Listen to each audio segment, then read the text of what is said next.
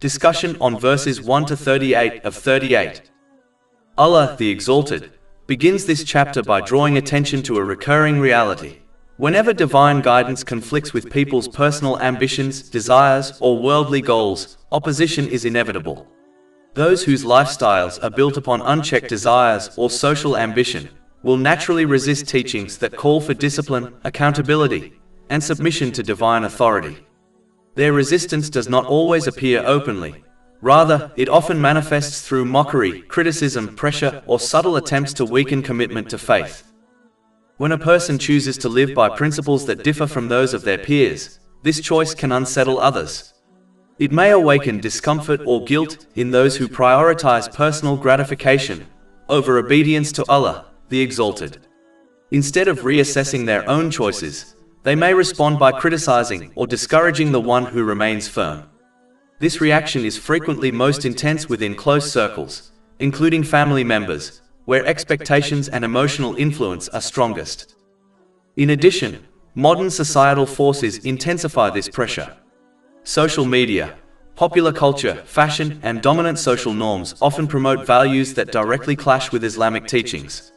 In such an environment, commitment to Islam is commonly portrayed as an obstacle to success, freedom, wealth, or social acceptance. Entire industries that profit from excess, exploitation, or moral negligence naturally resist Islamic principles, as these principles expose their harm. This resistance fuels much of the hostility and misinformation directed at Islam, particularly in public discourse and online spaces. Those who strive to live according to Islamic guidance, which calls for balance, restraint, and the responsible use of blessings, are especially targeted by individuals who pursue pleasure without limits. Islam identifies such uncontrolled indulgence as degrading to human dignity, yet those who live this way often resent any reminder of self-discipline.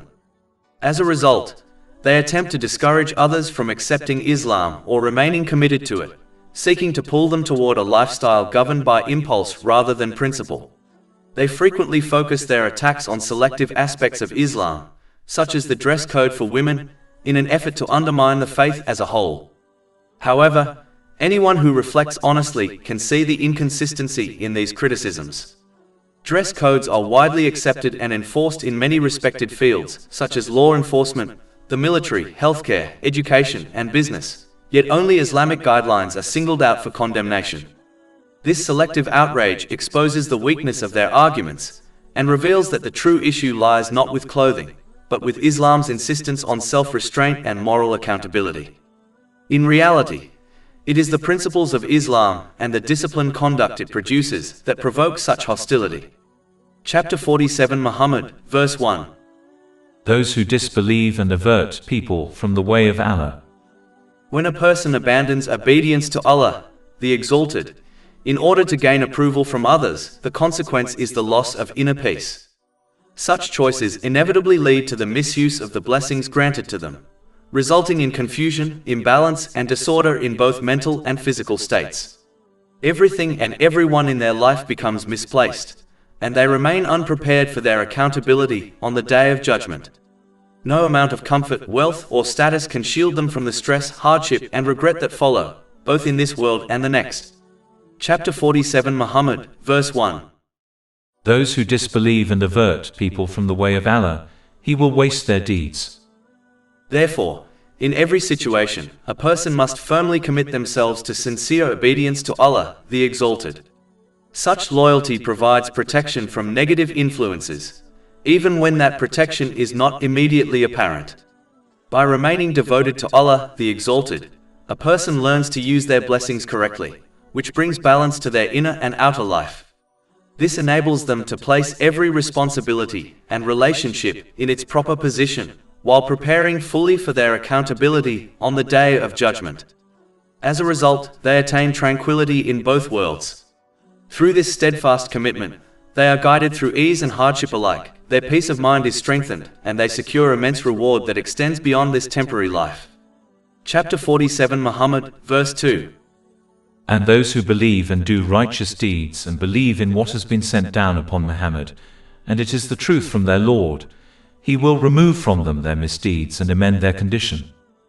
The repetition of belief within this verse carries an important message. Inner conviction must be reinforced by outward commitment through righteous actions. True belief is not limited to what is held within the heart alone. It must be reflected and protected by consistent obedience.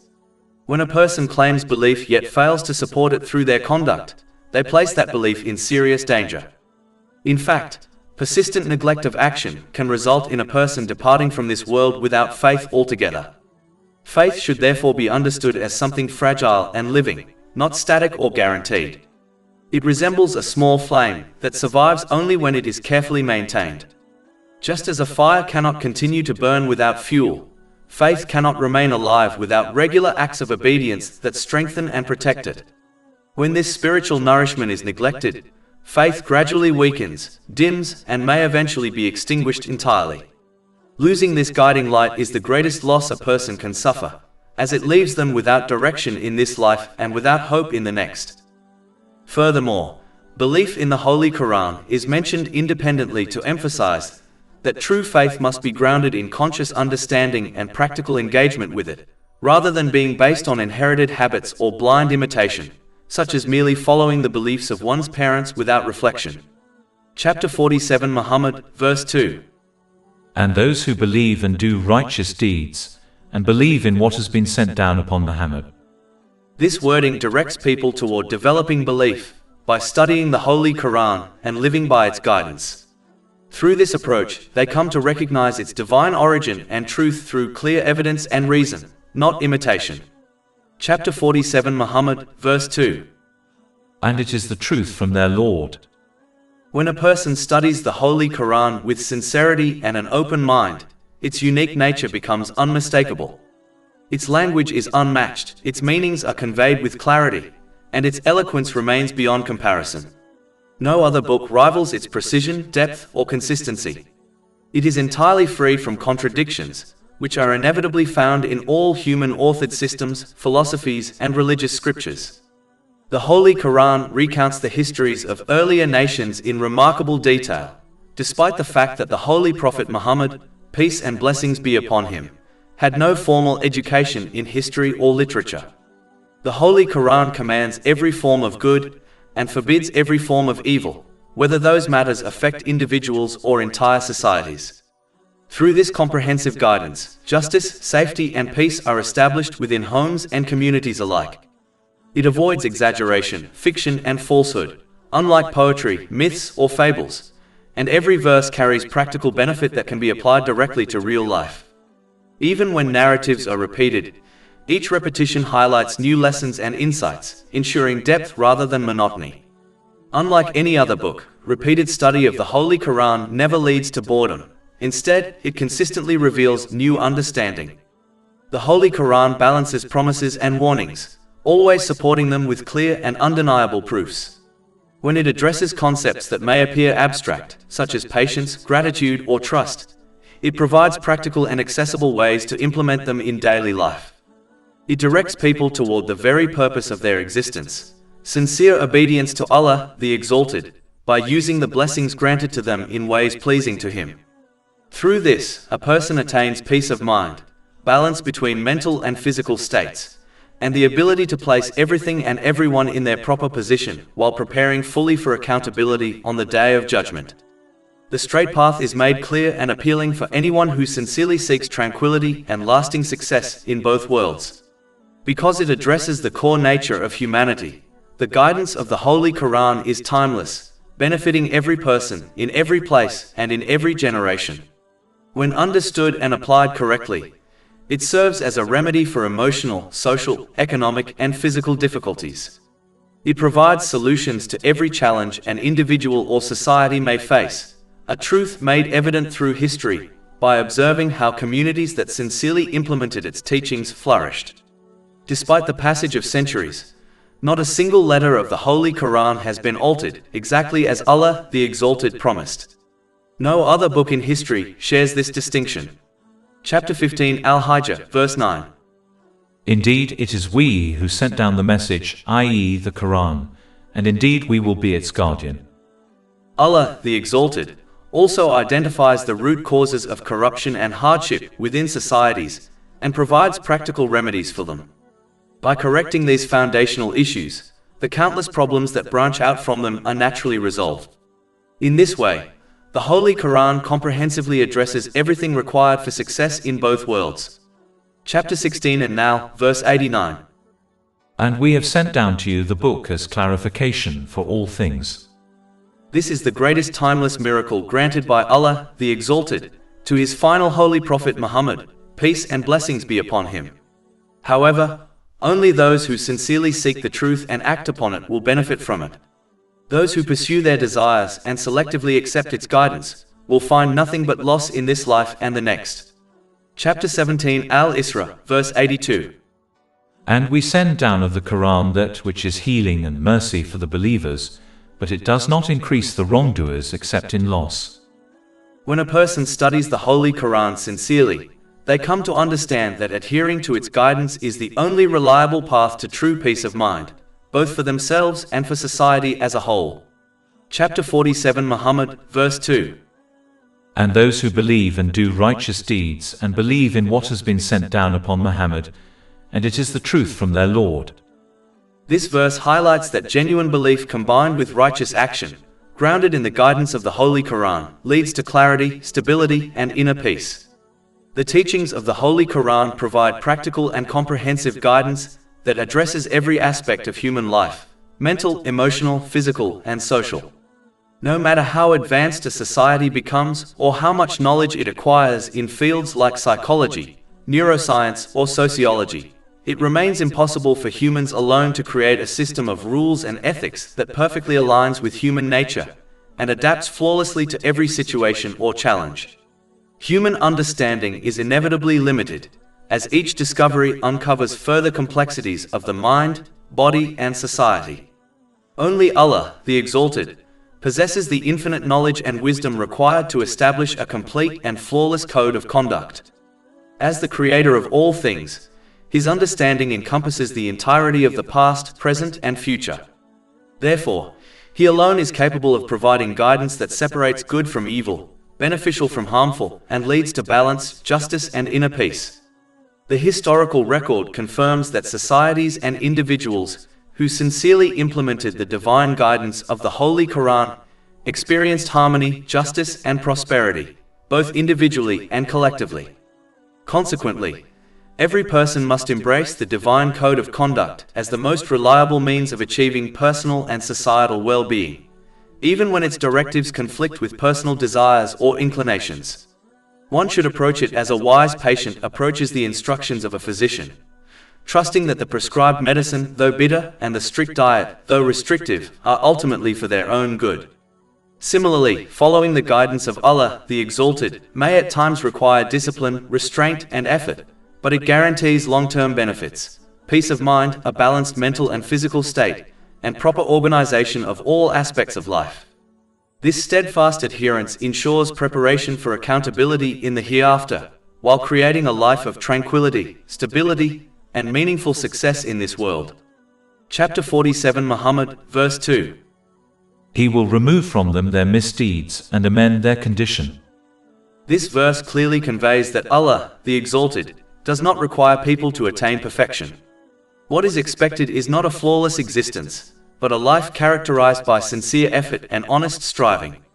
A person is required to use the blessings granted to them in ways consistent with Islamic teachings, to obey Allah, the Exalted, to the best of their ability, and to return to Him whenever they fall into sin. Human weakness is acknowledged, and mistakes are part of the human condition. The real danger does not lie in committing an error, but in persisting in it without regret, humility, or repentance. When a person adopts a mindset of sincere striving combined with regular repentance, Allah, the Exalted, assures them of forgiveness, mercy, and stability of the heart. Such individuals are not crushed by their shortcomings, nor are they deceived by false confidence. Instead, they live with awareness of their dependence on Allah, the Exalted, humility before Him, and a heart that repeatedly turns back to its Lord. As a result, they are granted peace of mind in this world, and a hopeful expectation of salvation in the next. Chapter 47 Muhammad, verse 2. He will remove from them their misdeeds and amend their condition.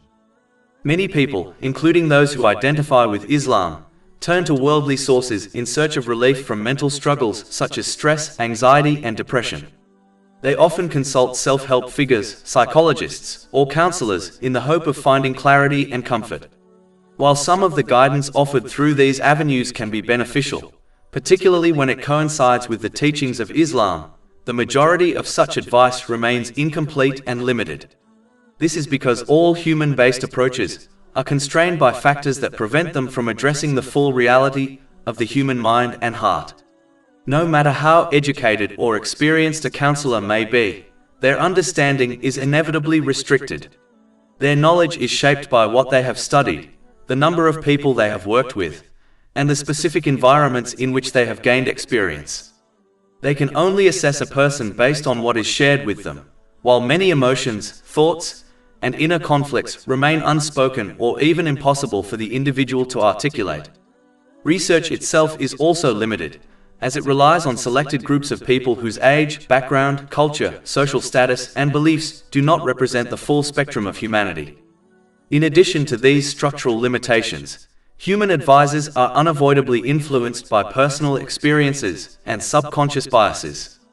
A counselor's gender, personal history, relationships, and emotional wounds can subtly shape how they interpret behavior and offer advice. Even with the best intentions, such biases cannot be fully eliminated, as every human being is molded by their experiences and perceptions. As a result, no human system or advisor can provide a complete and universally effective remedy for mental and emotional distress. True and complete healing of the human mind can only come from one who is entirely free from bias, limitation, and error. Only the one whose knowledge encompasses every emotion, thought, intention, and behavior a human being can ever experience is capable of providing a perfect cure. Only the one who created the human being knows precisely what harms them and what restores them. Only the one who never misjudges, misunderstands, or misdiagnoses can fully guide a person toward lasting inner stability. Chapter 67 Al-Mulk, verse 14. Does he not know those whom he created? Therefore, anyone who sincerely seeks relief from mental and emotional hardship must ultimately turn to Allah, the Exalted. This is achieved by learning, reflecting upon, and acting on the teachings of the Holy Quran and the traditions of the Holy Prophet Muhammad, peace and blessings be upon him. When a person grounds themselves in this divine guidance, any beneficial worldly knowledge that aligns with it can then serve as a supporting tool rather than a replacement. Through this balanced approach, a person is guided toward true peace of mind, inner clarity, and lasting well-being in both worlds. Chapter 21 Al-Anbiya, verse 10. We have certainly sent down to you a book, i.e., the Quran, in which is your mention. Then will you not reason? And chapter 10 Yunus, verse 57. O mankind, there has come to you instruction from your Lord and healing for what is in the breasts. Although accepting and living by Islamic teachings leads to peace of mind in both worlds, many people still reject them or fail to act upon them because these teachings often stand in direct opposition to worldly desires. In reality, whenever a person abandons the divine code of conduct revealed by Allah, the Exalted, and replaces it with a man-made system, this choice is driven by the desire to gratify personal inclinations. All systems devised by human beings are inevitably influenced by human ambition, self-interest, and desire. Unlike divine guidance, which is founded upon perfect wisdom, justice, and mercy, human-made standards reflect the limitations and biases of those who construct them. This tendency is most evident among the wealthy and powerful. Such individuals often recognize that acknowledging the truth of Islam would require submission to a higher moral authority, one that restrains unchecked desires, curbs exploitation, and demands accountability in the use of power. Accepting this framework would limit their ability to indulge excessively, dominate others, or misuse influence. Out of fear of losing their privileged position, they not only reject divine guidance themselves, but also work to steer others away from it, hoping to preserve their worldly status even at the cost of their eternal outcome. This pattern has repeated itself throughout history. Those who first opposed the holy prophets, peace be upon them, were frequently the elites of their societies, individuals whose power and authority were threatened by divine justice. Their rejection was not due to a lack of evidence or clarity, as the signs of Allah, the Exalted, were plainly presented to them. Instead, their resistance was rooted in arrogance, pride, and an unwillingness to restrain their desires. Thus, opposition to divine guidance is rarely an intellectual disagreement about truth and falsehood. More often, it is a refusal of the heart to submit to the authority of the Creator. Chapter 47 Muhammad, verse 3. That is because those who disbelieve follow falsehood. In contrast, the one who truly understands the peace of mind that Islam provides, both individually and collectively, remains firm in obedience to Allah, the Exalted. On a personal level, this peace is achieved through balance between mental and physical states, and by placing every responsibility and relationship in its proper position. On a societal level, it is realized by fulfilling the rights of others and upholding justice. Such a person recognizes that only Allah, the Exalted, possesses the complete and perfect knowledge required to establish a code of conduct capable of producing this outcome. Human knowledge of the mental and physical dimensions of people, despite extensive research, will always fall short. It cannot address every situation a person may face, eliminate all forms of stress, or guide someone to correctly order every aspect of life, due to inherent limitations in experience, foresight, and bias. Allah, the Exalted, alone has this comprehensive knowledge, and He has granted it to humanity through the Holy Quran and the traditions of the Holy Prophet Muhammad, peace and blessings be upon him. Chapter 47 Muhammad, verse 3. And those who believe follow the truth from their Lord. This truth becomes evident when one observes the difference between those who use the blessings they have been given according to Islamic teachings, and those who do not. While people commonly trust doctors without understanding the science behind prescribed treatments, Allah, the Exalted, does not demand blind acceptance. Instead, He invites people to reflect deeply on the teachings of Islam so that they may recognize their truth and beneficial effects through clear evidence. This invitation, however, requires an open and unbiased approach. Chapter 12 Yusuf, verse 108. Say, this is my way, I invite to Allah with insight, I and those who follow me. In this manner, Allah, the Exalted, clarifies the contrast between truth and falsehood, guidance and misguidance, allowing people to see the outcomes of each path clearly. Chapter 47 Muhammad, verse 3. Thus does Allah present to the people their comparisons. As Islam presents a balanced and practical way of life, it also accounts for exceptional and difficult circumstances, including situations where fighting becomes unavoidable, such as self-defense. Even in these extreme conditions, it does not permit chaos, revenge, or injustice.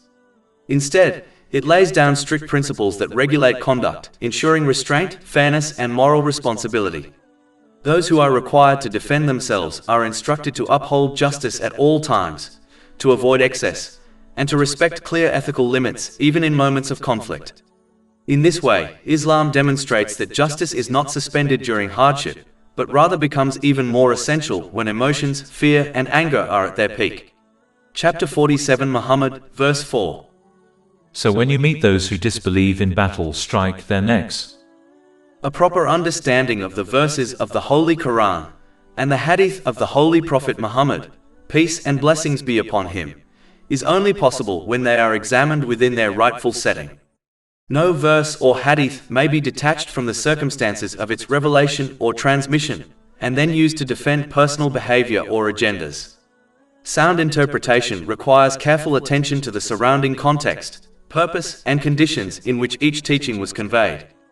This clarity emerges only when these sources are studied through the lived example, conduct, and decisions of the Holy Prophet Muhammad, peace and blessings be upon him.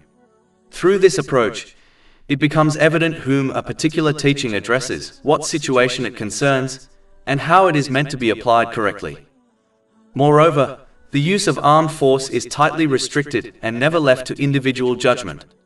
People are permitted to fight only in response to clear external aggression, under the authority of a legitimate ruler, and strictly in accordance with the limits established by the Holy Quran and the traditions of the Holy Prophet Muhammad, peace and blessings be upon him. Those engaged in such action must remain constantly mindful of Allah, the Exalted, ensuring they do not transgress these boundaries or violate the rules set for them. Any action taken outside these conditions is not obedience, but a departure from divine guidance. Chapter 2 Al-Baqarah, verse 190. Fight in the way of Allah those who fight against you but do not transgress. Indeed, Allah does not like transgressors. And chapter 2 Al-Baqarah, verse 194. So whoever has assaulted you, then assault him in the same way that he has assaulted you. And fear Allah. One such principle is that armed conflict is permitted only in response to being attacked, as made clear by the primary verses being discussed. Chapter 2 Al-Baqarah, verse 190. Fight in the way of Allah those who fight against you. Accordingly, initiating physical aggression against an opponent during a state of peace is prohibited. Likewise, if an aggressor ceases hostilities, then Muslims are required to cease as well. Chapter 2 Al-Baqarah, verse 193. But if they cease, then there is to be no aggression, i.e. assault, except against the violators. If the opposing side seeks peace, then peace must be accepted and upheld. Chapter 4 An-Nisa, verse 90. So if they remove themselves from you and do not fight you and offer you peace, then Allah has not made for you a cause for fighting against them. A further binding principle is the protection of non-combatants. Civilians are never to be targeted or harmed. The Holy Prophet Muhammad, peace and blessings be upon him, repeatedly prohibited violence against women, children, the elderly, and the sick, as well as against monks and hermits who were not participating in fighting. This prohibition is firmly established in numerous hadiths, including those recorded in Sunan Abu Dawood, number 2614, and Musnad Ahmad, number 2728. This understanding was faithfully upheld by the earliest leaders of Islam. The first caliph, Abu Bakr Siddiq, may Allah be pleased with him, explicitly forbade the killing of women, children, and the elderly. In accordance with Islamic teachings, he also prohibited the destruction of property, the cutting of fruit-bearing trees, and the killing of livestock. These instructions are preserved in Musannaf ibn Abi Shayba, number 33121. Likewise, the second caliph, Umar bin Khattab, may Allah be pleased with him, clearly instructed armies not to harm non-combatants, such as farmers and other civilians uninvolved in fighting. This directive is recorded in Musannaf ibn Abi Shayba, number 33120. When the threat of conflict arises, the community is commanded to prepare itself to the best of its ability. This preparedness is not intended to provoke violence, but to deter aggression and preserve peace. If such preparation leads the opposing side to seek reconciliation, then peace must be accepted without hesitation. In this way, restraint, justice, and the protection of innocent life remain central principles, even in times of potential war, as ordained by Allah the Exalted. Chapter 8 An-Anfal, verses 60 to 61. And prepare against them whatever you are able of power, and of steeds of war by which you may terrify the enemy of Allah and your enemy. And if they incline to peace, then incline to it also. Authorization is given to confront those who violate their agreements with the Muslims and refuse to uphold their treaties. Chapter 9 At-Tawbah, verses 12 to 13. And if they break their oaths after their treaty and defame your religion, then combat the leaders of disbelief, for indeed there are no oaths sacred to them. Fight them that they might cease. Would you not fight against a people who broke their oaths and determined to expel the messenger, and they had begun the attack upon you the first time? Islam strictly prohibits any aggression against those who honor and uphold their treaties. Chapter 9 At-Tawbah, verse 7. So as long as they are upright toward you, be upright toward them. Indeed, Allah loves the righteous who fear Him. There is no concept in Islam of coercing anyone to accept it, as true acceptance must arise from sincere conviction of the heart, not merely from spoken words or outward actions. Chapter 2 Al-Baqarah, verse 256. There shall be no compulsion in acceptance of the religion. Those who live in peace with the Muslims must always be dealt with in a just and fair manner. Chapter 60 Al-Mumtahana, verses 8 to 9. Allah does not forbid you from those who do not fight you because of religion, and do not expel you from your homes, from being righteous toward them and acting justly toward them. Indeed, Allah loves those who act justly. Allah only forbids you from those who fight you because of religion, and expel you from your homes and aid in your expulsion. War is detestable to Allah, the Exalted, and Muslims are only driven to it out of necessity, not by desire or inclination. Chapter 2 Al-Baqarah, verse 216. Battle has been enjoined upon you while it is hateful to you. The Holy Prophet Muhammad, peace and blessings be upon him, instructed Muslims not to desire fighting, but instead to seek safety and protection from Allah, the Exalted. However, if they are compelled to face the enemy, they must remain firm and steadfast, as highlighted in a hadith recorded in Sahih Bukhari, number 2966. The primary message of these verses is that force should only be employed when absolutely necessary, used sparingly, proportionately, and strictly under the guidance of the Holy Quran and the traditions of the Holy Prophet Muhammad, peace and blessings be upon him. As noted earlier, understanding a verse or hadith requires examining its proper context, clarifying to whom, when, and under what circumstances it applies. Sadly, many people, whether intentionally or out of ignorance, misinterpret the guidance on fighting. A well-known example is the so-called sword verse, which has been misunderstood, even though the word sword does not appear anywhere in the Holy Quran.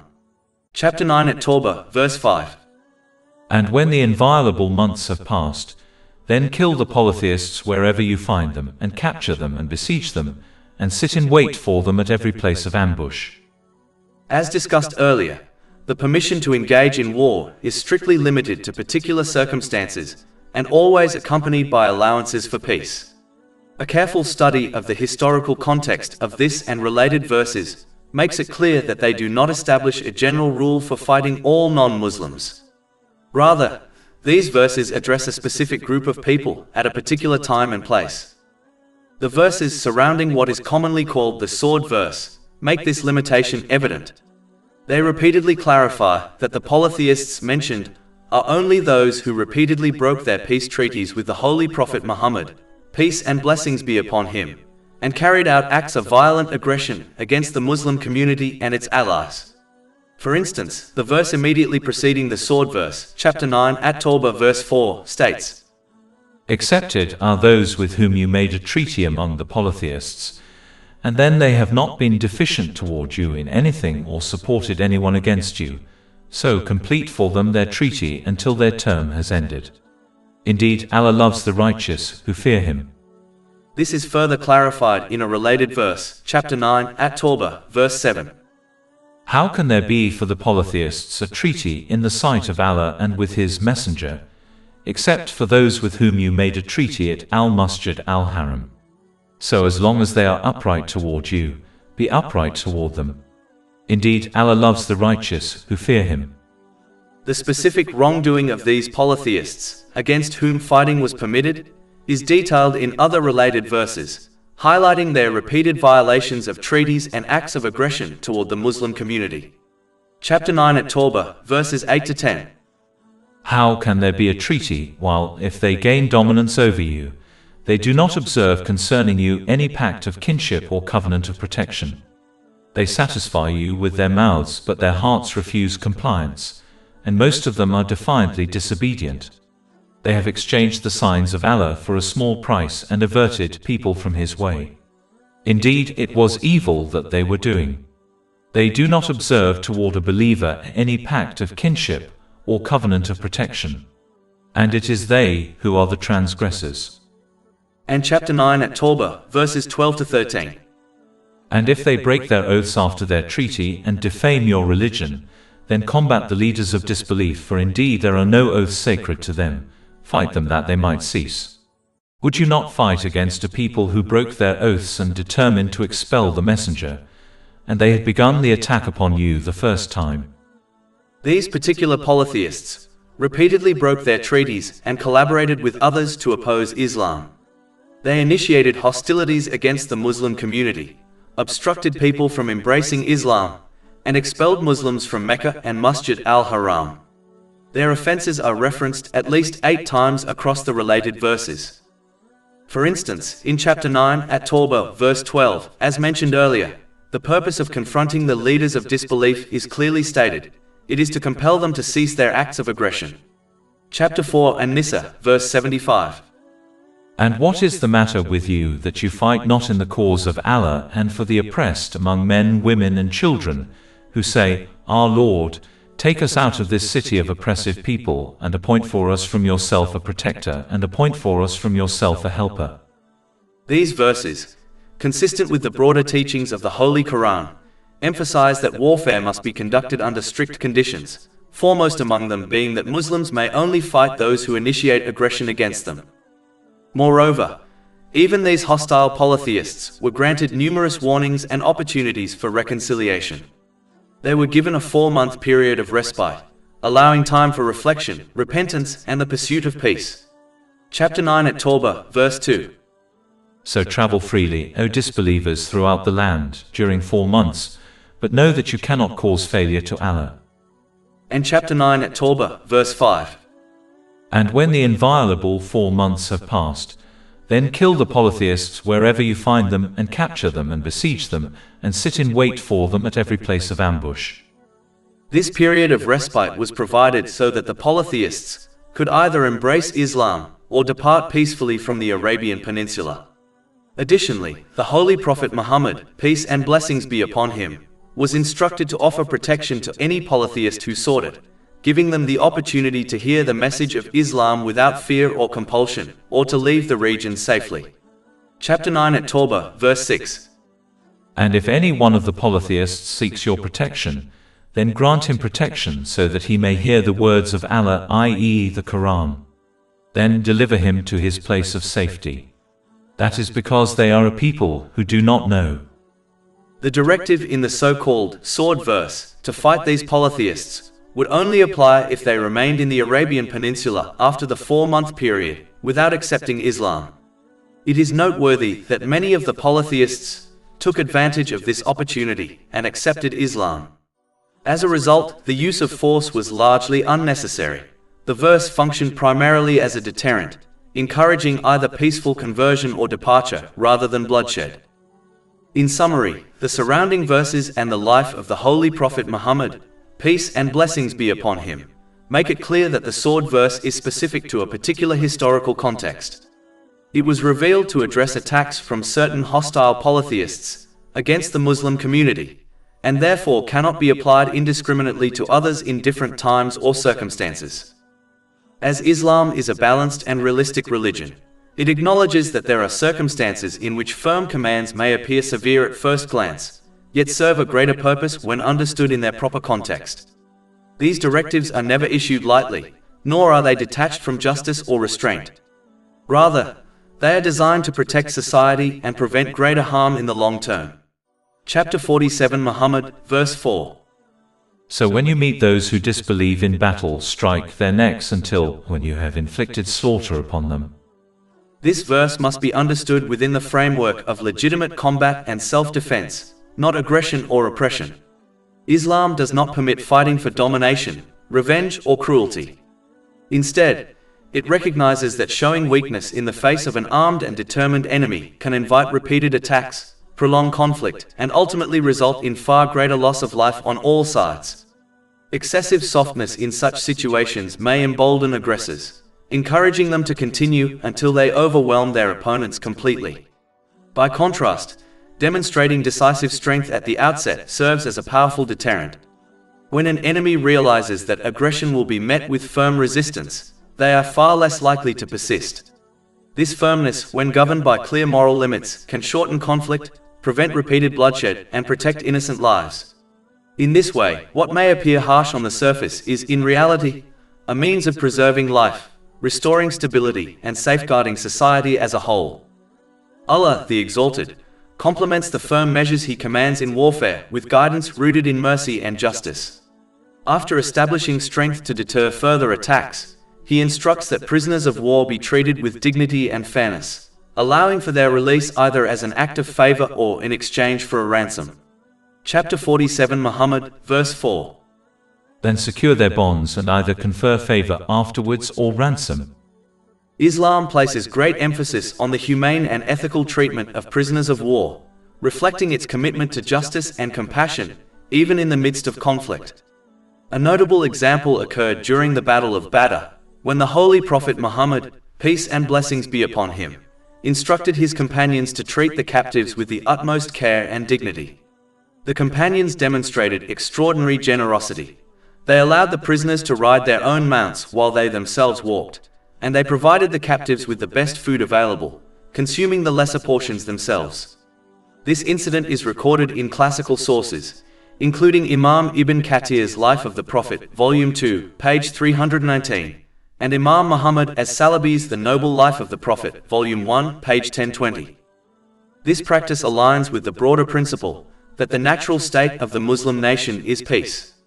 Muslims are commanded to refrain from aggression once hostilities have ended, ensuring that force is applied only as necessary, and that it ceases immediately when the threat subsides.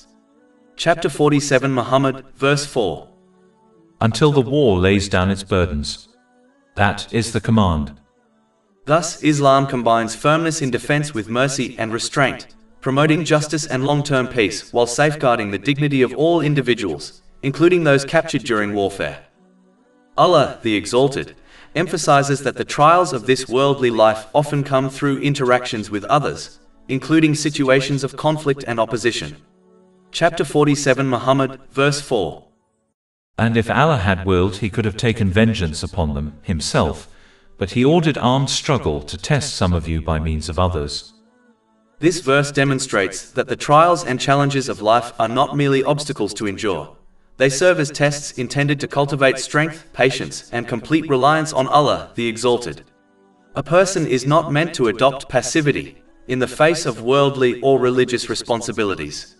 Rather, they are required to utilize the resources and means available to them, acting in accordance with the guidance of Islamic teachings, while placing ultimate trust in Allah, the Exalted, knowing that He alone determines the best outcome.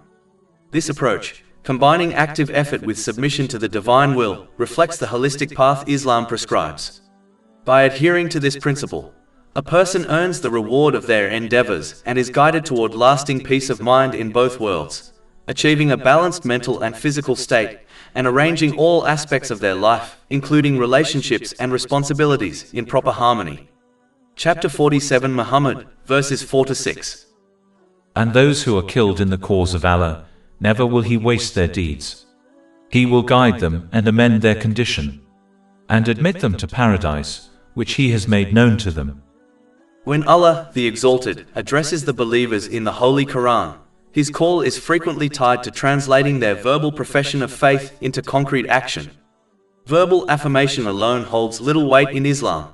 It is through actions that a person demonstrates sincerity, earns reward, and attains mercy in both worlds. Just as a fruit-bearing tree is only valuable when it produces fruit, faith achieves its true purpose only when it manifests in righteous deeds.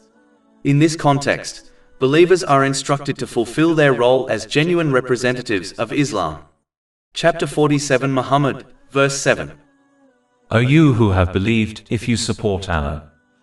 Fulfilling this role requires leading by example. A person can only represent Islam authentically by actively learning its teachings and allowing them to shape character and conduct.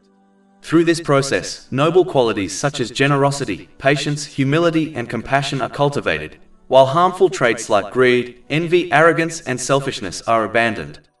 When these qualities are consistently reflected in behavior and speech, Islam is conveyed not merely through words but through lived reality, allowing its truth and beauty to be clearly perceived. Those who faithfully uphold this responsibility will use the blessings granted to them correctly.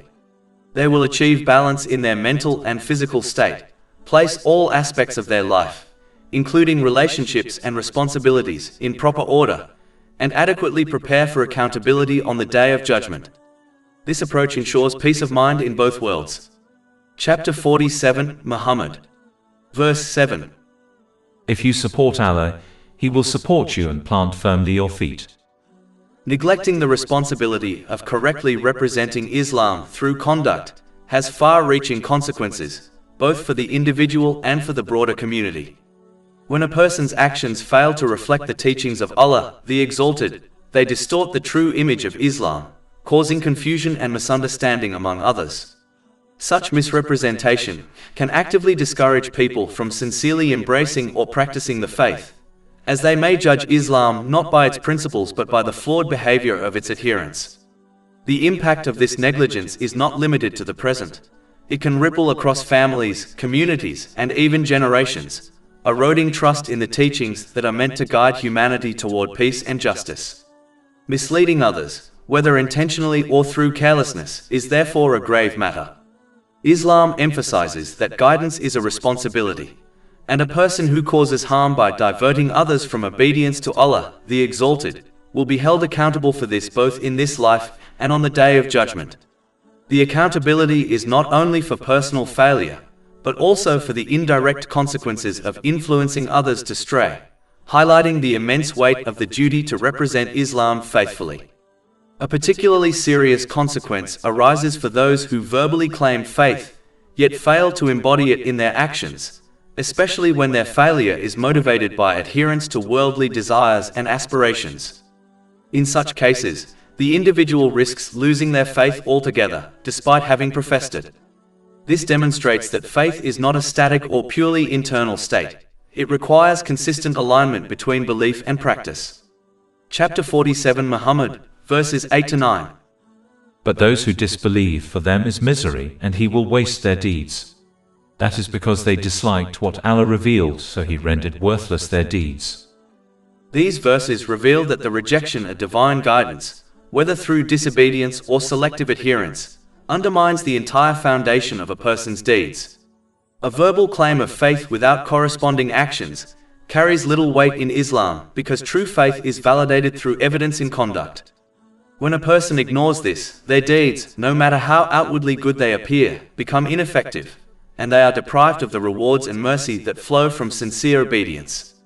This serves as a stern reminder that faith cannot coexist with persistent negligence toward one's responsibilities as a believer. Faith itself is delicate, resembling a flame that requires continuous care and attention.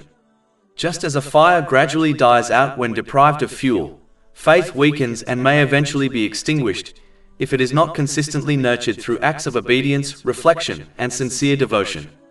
Spiritual nourishment is essential. Without it, the guiding light of faith diminishes, leaving a person vulnerable to distraction, error, and the temptations of the worldly life. The extinguishing of this light is among the gravest losses a person can experience, as it deprives them of the moral and spiritual compass necessary to navigate both life in this world and accountability on the Day of Judgment. The preservation of faith, therefore, demands vigilance, continuous effort, and a conscious alignment of inner belief with outward practice, ensuring that the flame remains alive and that the person remains on the path that leads to peace, balance, and ultimate salvation. Allah, the Exalted, calls upon people to observe the lives of those who came before them, in order to understand the consequences of persisting in disobedience and to learn from their fate. Chapter 47 Muhammad, verse 10. Have they not traveled through the land, and seen how was the end of those before them? Allah destroyed everything over them, and for the disbelievers is something comparable. This verse emphasizes that life is not solely about one's personal circumstances. A narrow focus on oneself blinds the heart to the broader truths revealed through history and experience. By reflecting on the rise and fall of past communities, a person can recognize the outcomes of actions rooted in disobedience or heedlessness, and thereby cultivate wisdom, discipline, and foresight. Such reflection strengthens character, promotes sound decision-making, and allows one to live in harmony with the guidance of Allah, the Exalted. This, in turn, leads to lasting inner peace, a balanced mental and physical state, and proper organization of one's life, responsibilities, and relationships. Observing the lives of others provides clear lessons. For example, those who mismanage wealth and privileges often face stress, addiction, emotional turmoil, or even premature death, despite external comforts. Likewise, seeing people struggle with illness or adversity reminds one of the value of health, security, and blessings, inspiring gratitude and prompting their responsible use. Islam encourages such reflection, showing that awareness of the broader realities of life enables a person to avoid self-centeredness and develop insight. By learning from history, observing others, and examining their own circumstances, a person gains the ability to act wisely, maintain balance, and prepare effectively for both this life and the hereafter. This process strengthens the mind and heart, guiding them toward peace of mind and a purposeful, stable life, through obtaining a balanced mental and physical state, and through correctly placing everything and everyone within their life. Chapter 47 Muhammad, verse 11. That is because Allah is the protector of those who have believed. If a person fails to reflect on history and the experiences of those around them, they are likely to continue misusing the blessings Allah, the Exalted, has granted them. Such neglect prevents them from attaining a balanced mental and physical state, and leads to confusion in managing relationships, responsibilities, and possessions. Their family, friends, career, and wealth, blessings meant to bring stability and support, become sources of stress, tension, and frustration. Persisting in disobedience often causes a person to misidentify the root causes of their difficulties, blaming others, such as a spouse or colleagues, for the stress that stems from their own choices. This misattribution can lead to the severing of important relationships, which only deepens their emotional turmoil. Over time, the cumulative effect of these choices can manifest as mental disorders, depression, substance abuse, or even suicidal tendencies. This pattern is evident when observing many who misuse the blessings of wealth, status, and comfort, including the rich and famous, who may possess worldly luxuries yet suffer profound inner unrest. Moreover, their disregard for the guidance of Allah, the Exalted, prevents them from preparing for their accountability on Judgment Day. Consequently, the consequences in the hereafter will be severe, as they lack both protection and recourse. Chapter 47 Muhammad, verse 11. And because the disbelievers have no protector. A person must therefore embrace and act upon Islamic teachings for their own benefit, even when doing so conflicts with personal desires or inclinations. Their approach should resemble that of a wise patient who follows a doctor's instructions, taking bitter medicines and adhering to a strict regimen, fully trusting that these measures are in their best interest. Just as such a patient eventually attains physical and mental well-being, a person who sincerely implements Islamic guidance will achieve harmony, balance, and peace in both worldly life and preparation for the hereafter. Chapter 47 Muhammad, verse 12. Indeed, Allah will admit those who have believed and done righteous deeds to gardens beneath which rivers flow. This guidance is rooted in the fact that only Allah, the Exalted, possesses the comprehensive knowledge required to ensure a person attains a balanced mental and physical state, while placing everything and everyone in their life in its proper context. Human knowledge, no matter how advanced or specialized, is inherently limited. Counselors, psychologists, and social researchers cannot address every challenge an individual faces, nor can they fully alleviate all mental and physical stresses, because their understanding is shaped by restricted experience, limited data, and personal biases.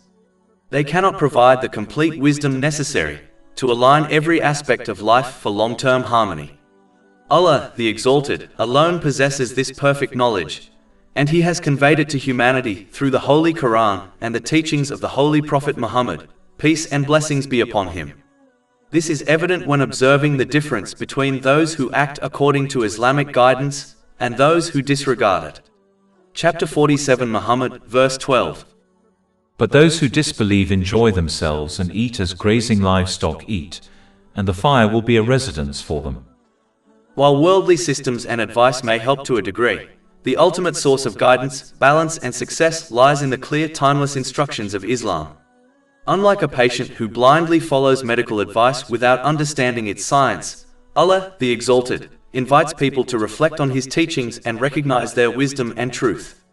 He provides clear evidence for those willing to approach His guidance with an open and unbiased mind, showing that following the path of Islam is not an act of blind faith, but a reasoned and enlightened choice leading to both worldly peace and eternal reward. Chapter 12 Yusuf, verse 108.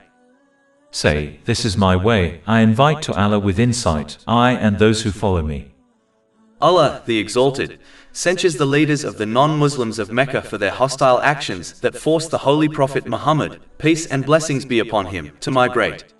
When the companions, may Allah be pleased with them, began relocating to Medina, the Meccan leaders realized it was only a matter of time before the Holy Prophet Muhammad, peace and blessings be upon him, would follow.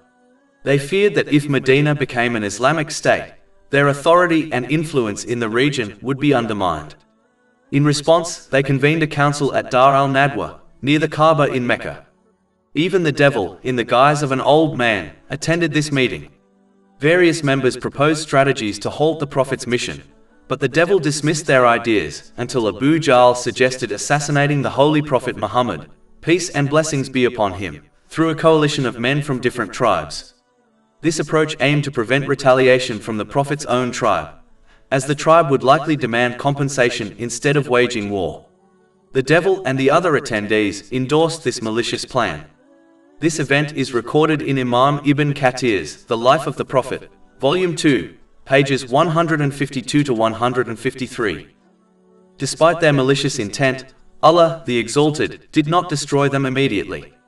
Instead, He granted them respite and reminded them, and by extension all people, to reflect upon the fate of past nations that were more powerful, yet perished due to persistent disobedience.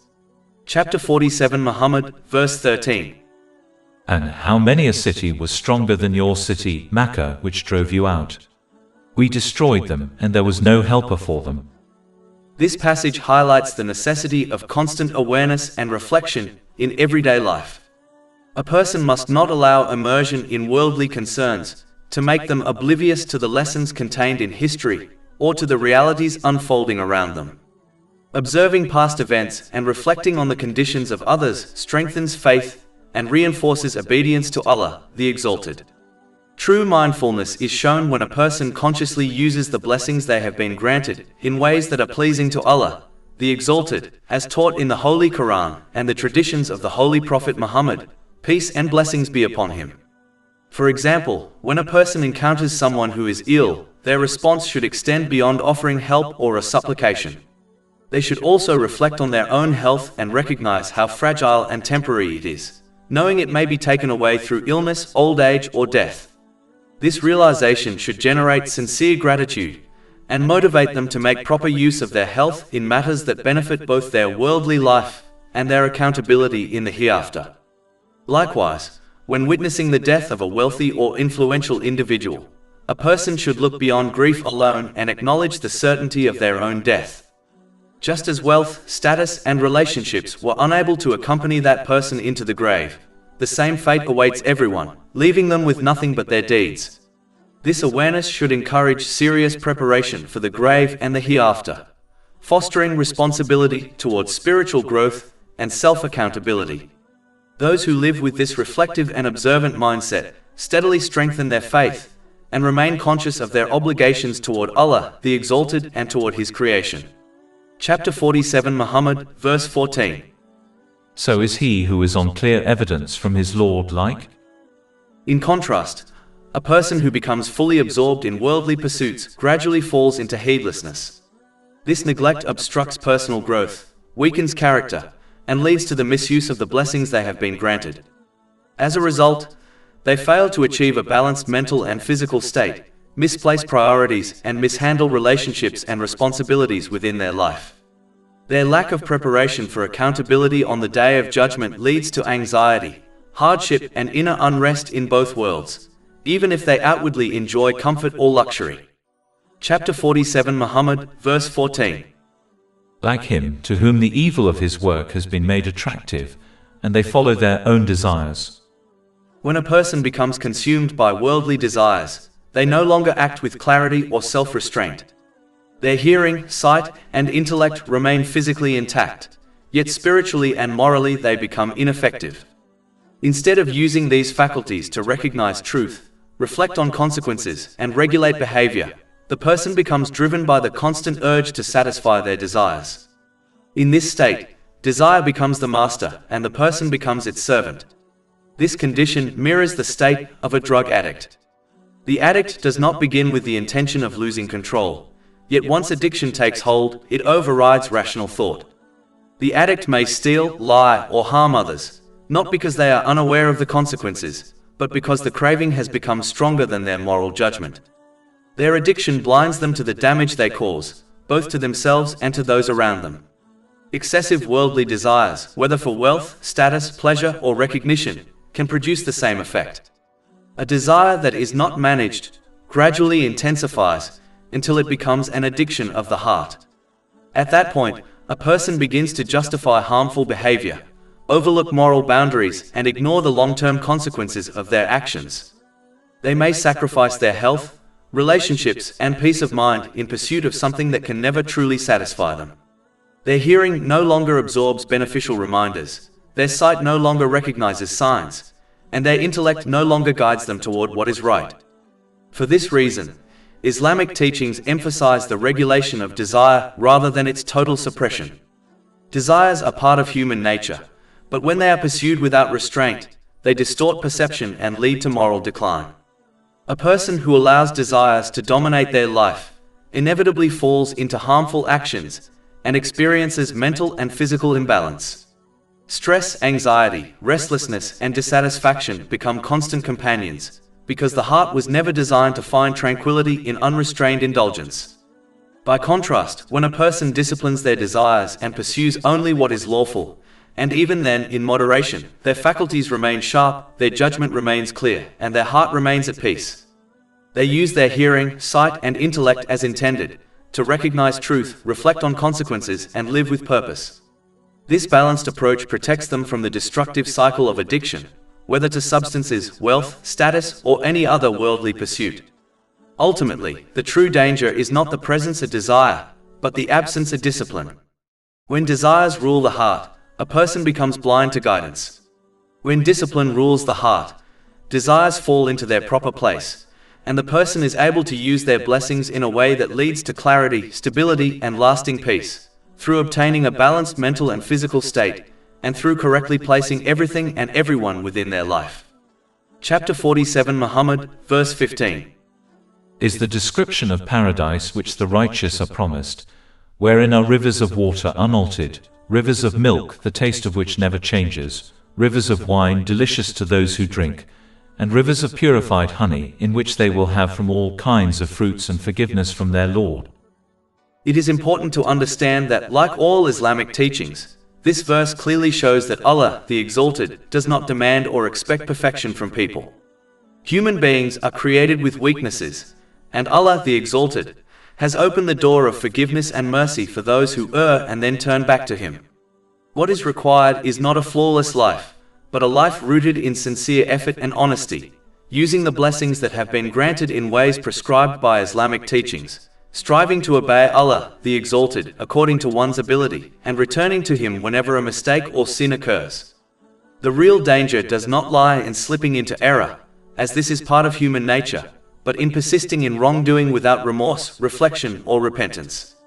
Such persistence hardens the heart and distances a person from divine guidance. In contrast, when a person maintains an attitude of continual striving and regularly turns back to Allah, the Exalted, seeking forgiveness, they are promised mercy, pardon, and inner tranquility. Individuals who live in this way develop a deep sense of awareness and humility, recognizing their dependence on Allah, the Exalted, at every moment. Their hearts remain connected to their Lord, allowing them to experience peace of mind in this world, and to hold hope for success and salvation in the hereafter.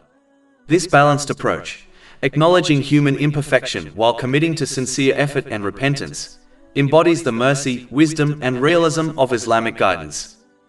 Chapter 47 Muhammad, verse 15. Is the description of paradise which the righteous are promised, wherein are rivers of water unaltered, rivers of milk, the taste of which never changes, rivers of wine delicious to those who drink, and rivers of purified honey, in which they will have from all kinds of fruits and forgiveness from their Lord, like that of those who abide eternally in the fire and are given to drink scalding water that will sever their intestines. This verse draws attention to a stark and serious contrast by comparing the righteous person, one who uses the blessings they have been granted in accordance with Islamic teachings, to a person who will remain in hell forever. This comparison serves as a strong warning to anyone who limits faith to a mere verbal claim, while failing to support it with consistent righteous actions. Such negligence places a person at risk of losing their faith entirely before reaching the hereafter, which is a danger far greater than any worldly loss. It is essential to recognize that faith is not a static state, but a living reality that requires constant care. Faith may be likened to a plant that can only survive and flourish when it is regularly nourished. Acts of obedience function as this nourishment, sustaining and strengthening faith over time. Just as a plant, deprived of essential elements such as sunlight and water, will inevitably wither and die, faith that is not supported by obedience, reflection, and righteous conduct may weaken and eventually be extinguished. Losing faith in this manner is the greatest possible loss, as it deprives a person of guidance, inner stability, and eternal success. This verse therefore urges every person to take their responsibility seriously by aligning actions with belief, understanding that faith can only be preserved and protected through continual effort, obedience, and sincere commitment to the guidance granted by Allah, the Exalted. Chapter 47, Muhammad, verse 15. Like that of those who abide eternally in the fire, and are given to drink scalding water that will sever their intestines. On the Day of Judgment, Allah the Exalted will not forgive disbelief, as doing so would contradict the very purpose for which life and death were created. Human existence is a test, as clearly stated in chapter 67 Al-Mulk, verse 2. He who created death and life to test you, as to which of you is better indeed. A test only has meaning when it distinguishes between those who meet its requirements and those who do not. If every student were granted success regardless of effort or performance, examinations would be meaningless. In the same way, if those who reject faith were treated the same as those who believe and strive to act righteously, justice would be nullified. Chapter 45 Al-Jatiyah, verse 21.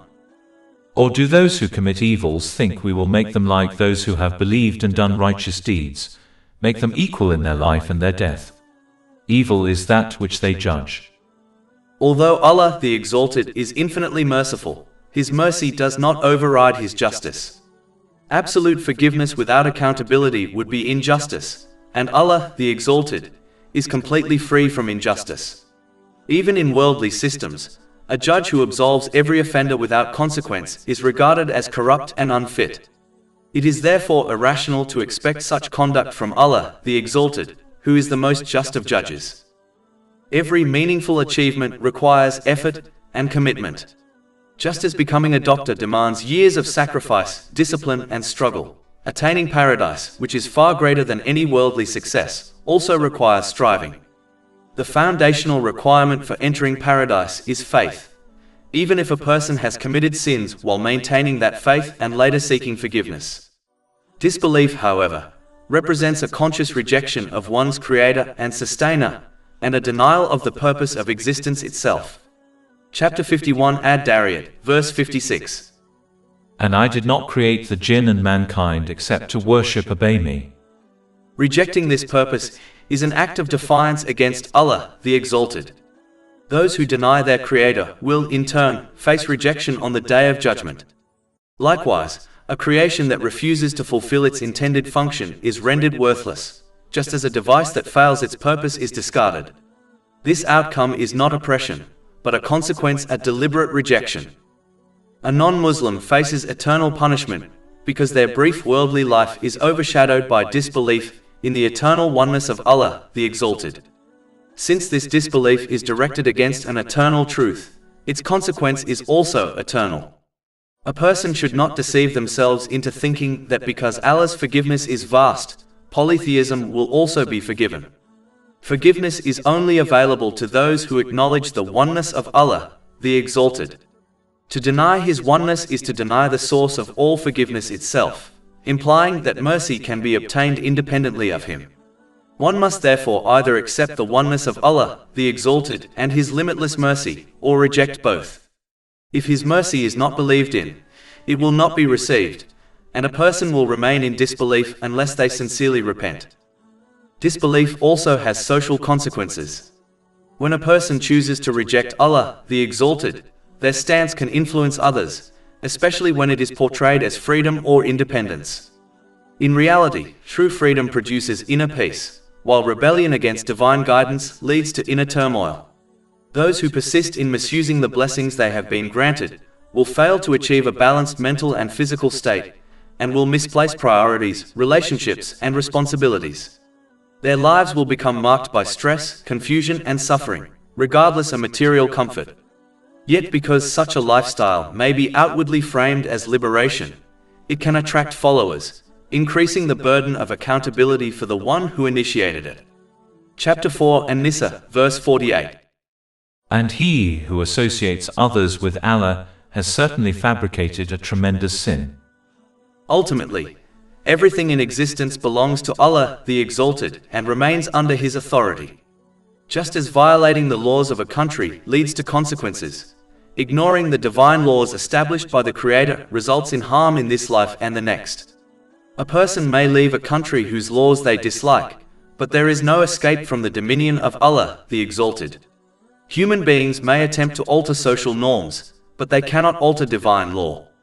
Just as a homeowner sets the rules for their property, Allah the Exalted governs the universe and defines its laws without requiring human approval. For this reason, obedience to Allah the Exalted is ultimately for the benefit of the individual. Those who understand this reality will strive to obey His commands and use the blessings they have been granted in ways pleasing to Him. As outlined in the Holy Quran and the teachings of the Holy Prophet Muhammad, peace and blessings be upon him.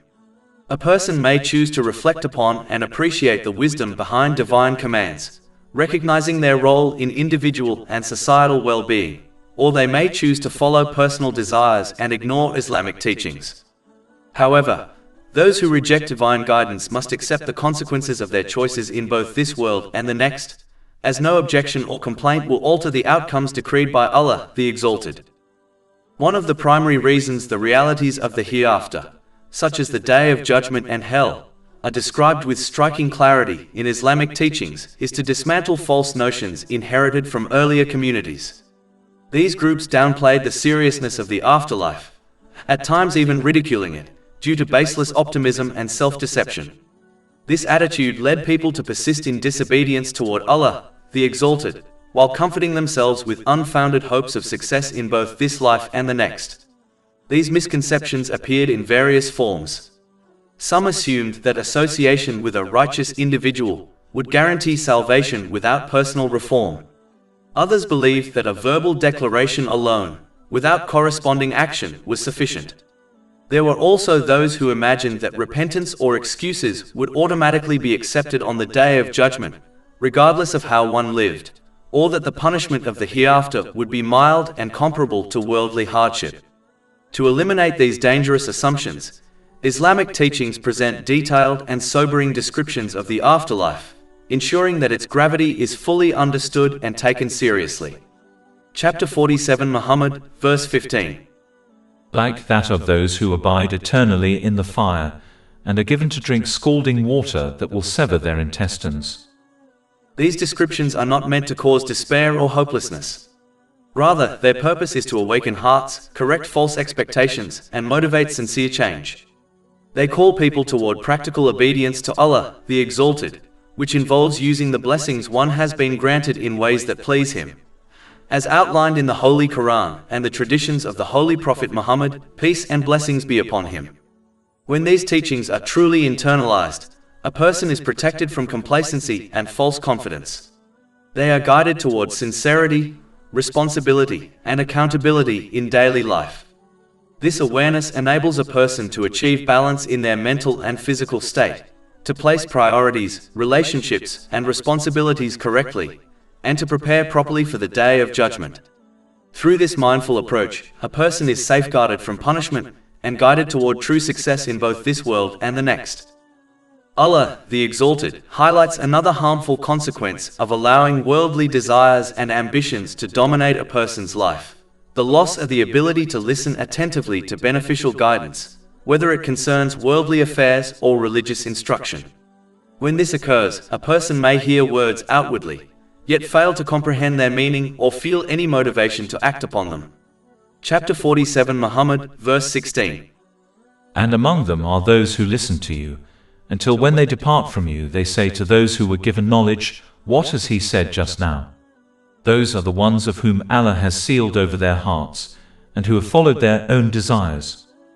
This verse shows that although such individuals appear to listen, their hearts remain unaffected. Once they leave, they reveal their lack of understanding and concern, demonstrating that the message never truly reached them.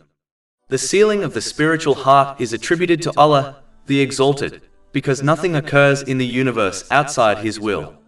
However, it is clear that this sealing is not arbitrary. It is the direct consequence of persistent behavior rooted in desire, arrogance, and deliberate disregard for guidance.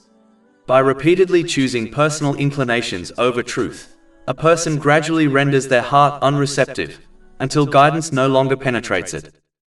As emphasized previously, avoiding this tragic outcome requires the proper management of worldly desires and ambitions in accordance with Islamic teachings.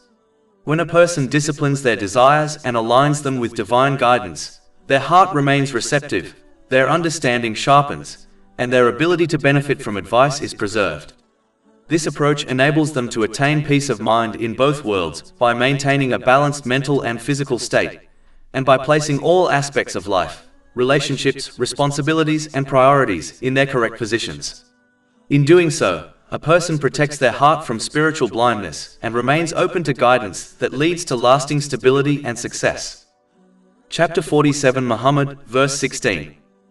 And among them are those who listen to you, until when they depart from you they say to those who were given knowledge, "What has he said just now?" Those are the ones of whom Allah has sealed over their hearts, and who have followed their own desires. An essential part of adopting correct behavior is learning how to listen properly to beneficial knowledge, particularly Islamic knowledge. Proper listening is not limited to hearing words. It requires attentive focus, thoughtful reflection, and conscious engagement. A person must carefully listen, relate what is being learned to their past experiences, assess how the teachings apply to their current circumstances, and consider how they can be implemented in the future. This process must then be followed by sincere effort to act upon that knowledge. Only through this active and reflective approach does knowledge bring about meaningful benefit and positive change. In contrast, merely listening to Islamic knowledge in a passive manner, without reflection, self-assessment, or practical application, has little to no impact on a person's character or behavior. Knowledge that is not acted upon remains superficial and fails to influence priorities, conduct, or decision-making. This explains why many people do not experience positive transformation, despite having unprecedented access to Islamic knowledge through lectures, books, and digital media. Without correct listening and sincere implementation, increased access to knowledge does not translate into improved behavior, spiritual growth, or obedience to Allah, the Exalted. Furthermore, verse 16 also cautions against the danger of harmful companionship. During the time of the Holy Prophet Muhammad, peace and blessings be upon him, the hypocrites of Medina and those whose faith was weak would deliberately associate with scholars from the people of earlier scriptures. Although these scholars possessed knowledge, they did not approach Islamic teachings with sincerity. As a result, they would distort or misinterpret what they heard in order to deepen confusion and misguidance among those who consulted them. Chapter 47 Muhammad, verse 16. And among them are those who listen to you, until when they depart from you they say to those who were given knowledge, "What has he said just now?" Those are the ones of whom Allah has sealed over their hearts, and who have followed their own desires. This verse shows that the problem was not a lack of access to guidance, but the choice of whom they turned to after hearing it. Had the hypocrites and those with weak faith chosen righteous and sincere companionship, Islamic teachings would have been explained to them correctly. Through such sound company, their doubts could have been removed and true faith might have taken root in their hearts. Their failure was therefore not merely intellectual, but social and moral, rooted in poor choices of influence. In general, human beings are inherently social in nature, and their beliefs, habits, and character are profoundly shaped by the company they keep. This influence may be immediate or gradual, but it is always powerful and transformative. Companionship is never neutral. It steadily molds a person's outlook, priorities, and direction in life. This universal principle was emphasized by the Holy Prophet Muhammad, peace and blessings be upon him, in a hadith recorded in Sunan Abu Dawood, number 4833, which illustrates how a person inevitably absorbs the qualities of those they associate with, just as one who enters a perfume shop leaves with its fragrance, while one who visits a blacksmith is affected by smoke and soot. When a person keeps the company of the righteous and sincere, their heart is naturally inclined toward humility, sincerity, and obedience to Allah, the Exalted. Such companions remind them of their responsibilities, encourage the proper use of the blessings they have been granted, and motivate them to prepare for their accountability on the Day of Judgment. In this environment, faith is strengthened, intentions are purified, and behavior is refined. A person learns balance, mentally, spiritually, and physically, and is guided toward a life of stability, purpose, and inner peace. In contrast, associating with the heedless and misguided gradually corrupts the heart. Although this process may begin subtly, over time it weakens spiritual awareness and distances a person from Allah, the Exalted. Such individuals become increasingly driven by desire, misuse the blessings entrusted to them, and neglect the true purpose of their existence. Their perception of right and wrong becomes distorted, leading them to misplace priorities, mishandle relationships, and lose harmony in their lives. When obedience to Allah, the Exalted, is replaced with the pursuit of fleeting pleasures and false ideals, the heart becomes restless and unfulfilled. No amount of material comfort can compensate for this spiritual void. Although such individuals may outwardly appear successful or content, inwardly they often suffer from anxiety, instability, and dissatisfaction. Their relationships become strained, their minds unsettled, and their hearts burdened with unease. Thus, the harm of bad companionship extends beyond this world, leading to confusion and distress in this life and ruin in the next.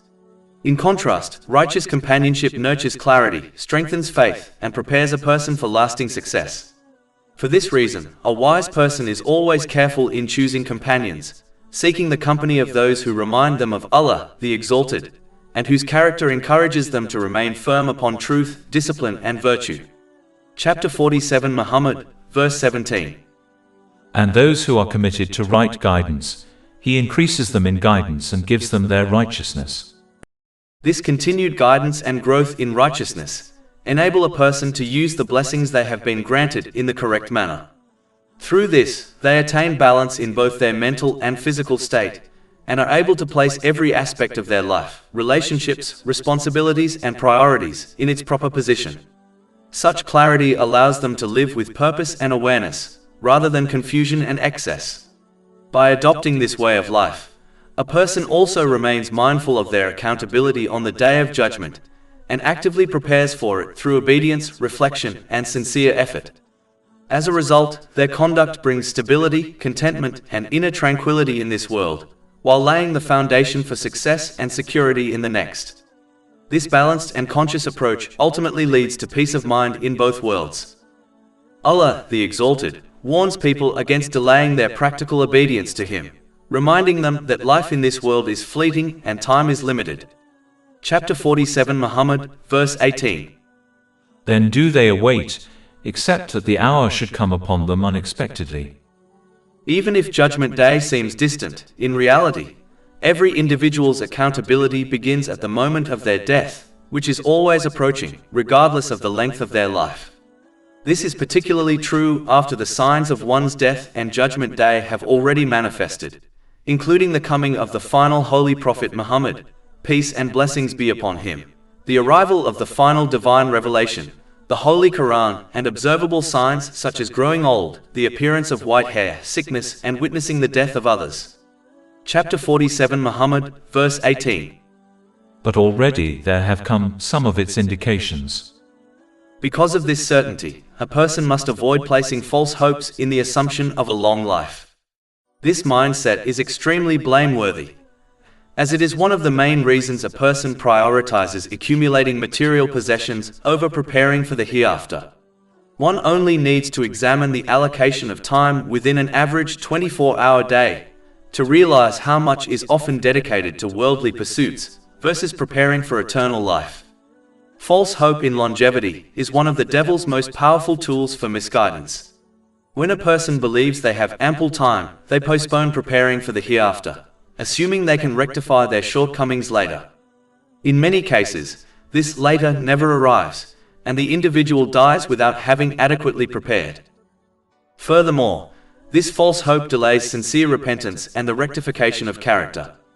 People may convince themselves that they have plenty of time to improve, while simultaneously becoming preoccupied with hoarding wealth and material possessions for an anticipated long life. The devil deceives them into believing that they must secure these worldly resources to ensure comfort in old age, forgetting that the same Allah, the Exalted, who provided for them in youth, will also provide in their later years. Indeed, the provision of all creation was decreed over 50,000 years before the creation of the heavens and the earth, as confirmed in a hadith found in Sahih Muslim, number 6748. It is striking that a person will often dedicate 4 decades of life saving for a retirement that may only last 2 decades, yet they fail to prepare with equal diligence for the eternal hereafter. Islam does not forbid preparing for worldly needs. There is no harm in planning for the near future, provided the hereafter remains the primary focus. Many people acknowledge that death can come at any time, yet they behave as if they will live forever in this world. Even if they were promised eternal life on earth, they would still struggle to prioritize preparation for worldly gains due to the constraints of the day and night. Countless people pass away earlier than expected, and yet very few take this as a lesson to recalibrate their priorities and actions. One of the deepest regrets a person can experience is at the moment of death or during any stage of the hereafter when they realize they delayed preparing for the eternal life. Chapter 63 Al-Munafiqun, verses 10 to 11. And spend in the way of Allah from what we have provided you before death approaches one of you, and he says, My Lord, if only you would delay me for a brief term so I would give charity and be of the righteous. But never will Allah delay a soul when its time has come. And Allah is aware of what you do. And chapter 47 Muhammad, verse 18. Then what good to them when it has come will be their remembrance. This verse exemplifies the foolishness of prioritizing temporary worldly pursuits over eternal preparation. Just as a person would be considered imprudent to invest more time and money into a house they will occupy briefly than a house intended for a long-term stay. Similarly, dedicating excessive effort to temporal life while neglecting the hereafter is a grave misjudgment. People are encouraged to engage with both worldly and spiritual responsibilities. However, they must recognize that the exact timing, circumstances, and duration of life are known only to Allah, the Exalted, and death is inevitable for everyone. Therefore, preparing for death and the eternal consequences that follow must take precedence over investing excessive energy into a future in this world that is uncertain and temporary. Chapter 47 Muhammad, verse 18. Then do they await except that the hour should come upon them unexpectedly. But already there have come some of its indications. Then what good to them when it has come will be their remembrance. A person should understand that regrets in life can generally be divided into 2 categories. The first category includes regrets related to worldly matters, such as not getting married, not having children, missing career opportunities, or failing to achieve personal goals. While these regrets may bring sadness or disappointment, they are temporary in nature. They either end once the desire is fulfilled, circumstances change, or life itself comes to an end. Even if a person dies with such regrets unresolved, they lose significance in the afterlife, especially if the person attains the mercy of Allah, the Exalted. In this way, worldly regrets, though sometimes painful, do not carry eternal consequences or severe punishment. The second category consists of regrets in the afterlife, which are far more serious and enduring. These are the regrets a person will face in the grave and on the day of judgment, if they fail to use the blessings, opportunities, and resources granted to them by Allah, the Exalted, in ways that are pleasing to Him. Such regrets are permanent in the sense that they cannot be corrected by later actions on earth. Their impact is magnified by the fact that the duration of the afterlife, particularly the time in the grave and on Judgment Day, is far longer than the temporary life of a person on earth. Chapter 22 Al-Hajj, verse 47. And indeed a day with your Lord is like 1,000 years of those which you count. Finally, these regrets are very significant, as they may well lead to a severe punishment and torment in the hereafter. These regrets are not merely emotional or psychological, they carry severe spiritual consequences. A person who neglects to act in accordance with the guidance of Allah, the Exalted, and misuses the blessings granted to them, risks enduring punishment and torment in the afterlife. The permanence and seriousness of these regrets make them far greater than any worldly disappointment. Therefore, a wise person prioritizes preventing the regrets of the hereafter over attempting to remove temporary worldly regrets. By focusing on actions that secure success in the afterlife, such as using resources responsibly, adhering to the guidance of Allah the Exalted, and fulfilling moral and ethical obligations, they protect themselves from enduring spiritual remorse. Once they have addressed these eternal concerns, they can then engage with worldly matters in a balanced and mindful way.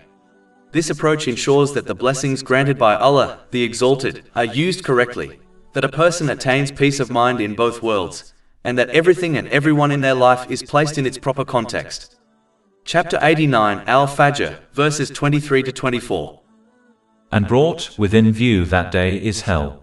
That day man will remember, but how, i.e., what good to him will be the remembrance? He will say, "Oh, I wish I had sent ahead some good for my life." And chapter 47 Muhammad, verse 18. Then what good to them when it has come will be their remembrance. A person must therefore embrace Islamic teachings and put them into practice for their own benefit, even when those teachings challenge their personal desires. Their attitude should resemble that of a sensible patient who willingly follows the medical instructions of a skilled physician.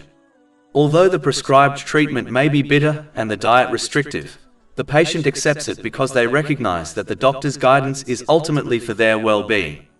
In the same way, the one who accepts and acts upon Islamic teachings will attain genuine mental and physical health, stability, and inner harmony.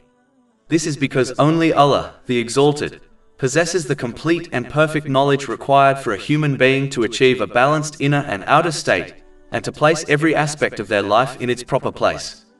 Human knowledge, despite centuries of research, scientific progress, and psychological study, remains limited. Society cannot address every challenge a person may face, nor can it shield them from all forms of stress, hardship, or emotional turmoil. Human advice is constrained by limited experience, incomplete foresight, and personal biases.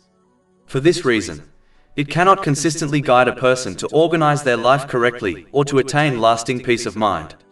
Allah, the Exalted, alone has full knowledge of human nature, and He has conveyed this knowledge to humanity through the Holy Quran and the traditions of the Holy Prophet Muhammad, peace and blessings be upon him. Chapter 47 Muhammad, verse 19. So know that there is no deity except Allah. In reality, whoever a person chooses to obey and model their life upon is, in effect, what they worship, even if they claim not to believe in any deity. Humans are created with an inherent need to follow and obey something. This something could be other people, social media, cultural trends, fashion, societal pressures, or even their own desires. Chapter 25 Al-Furqan, verse 43. Have you seen the one who takes as his God his own desire? Whatever or whoever a person obeys and follows ultimately becomes their object of worship. Therefore, a person who claims faith must align their actions with this verbal declaration by sincerely obeying Allah, the Exalted, in every situation and prioritizing Him above all else. This obedience involves using the blessings they have been granted in ways that are pleasing to Allah, the Exalted, as outlined in the Holy Quran and the traditions of the Holy Prophet Muhammad, peace and blessings be upon him. By doing so, a person can attain a balanced mental and physical state, place everything and everyone correctly within their life, and adequately prepare for their accountability on the Day of Judgment. Such conduct leads to peace of mind in both worlds. Chapter 16 and now, verse 97. Whoever does righteousness, whether male or female, while he is a believer, we will surely cause him to live a good life, and we will surely give them their reward in the hereafter according to the best of what they used to do. Conversely, a person who rejects the oneness of Allah, the Exalted, and instead chooses to obey or worship other entities, desires, or worldly influences, will inevitably misuse the blessings they have been granted.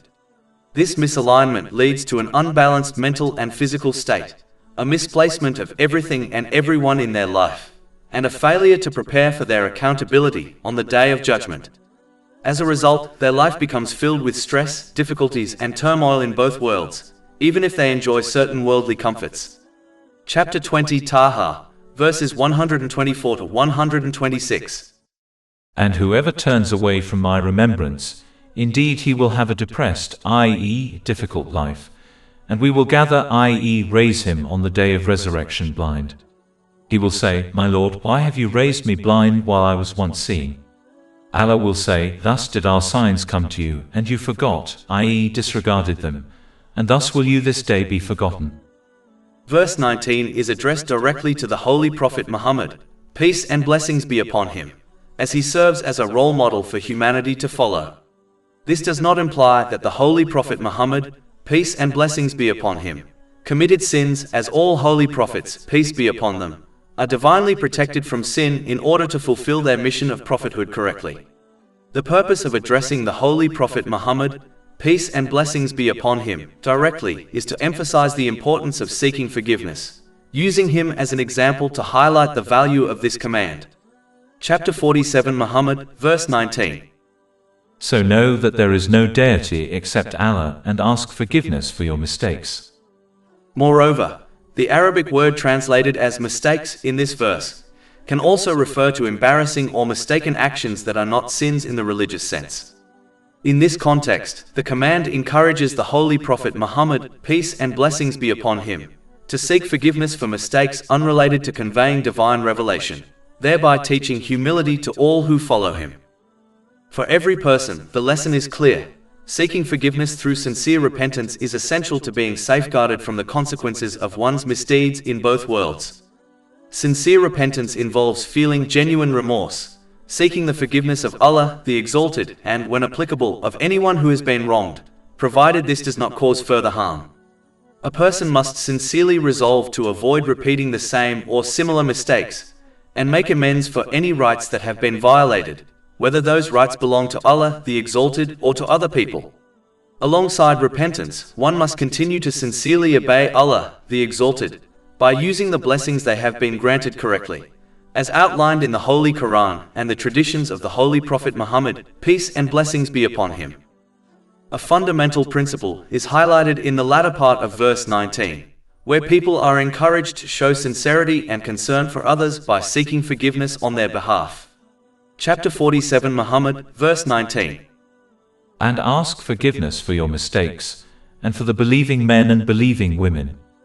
In general, showing sincerity and goodwill toward others is a central aspect of Islamic teachings. The importance of this quality is emphasized in the hadith found in Sahih Muslim, number 196. In fact, the significance of sincerity toward others is so great that it has been mentioned alongside two of the most important obligatory duties, performing the obligatory prayers and giving obligatory charity, in a hadith recorded in Sahih Bukhari, number 57. A person demonstrates sincerity by assisting others according to their capacity, whether through financial, physical, or emotional support. They must avoid causing verbal or physical harm to others and refrain from infringing upon their possessions. This behavior represents the essence of a person who is righteous and sincere, as described in the hadith found in Sunan and Nasai, number 4998. Sincerity toward others can also be cultivated by following a simple principle: treating others as one would wish to be treated. This approach ensures that one's actions contribute positively to the well-being of others, while reflecting the moral and spiritual values emphasized in Islamic teachings. Chapter 47 Muhammad, verse 19.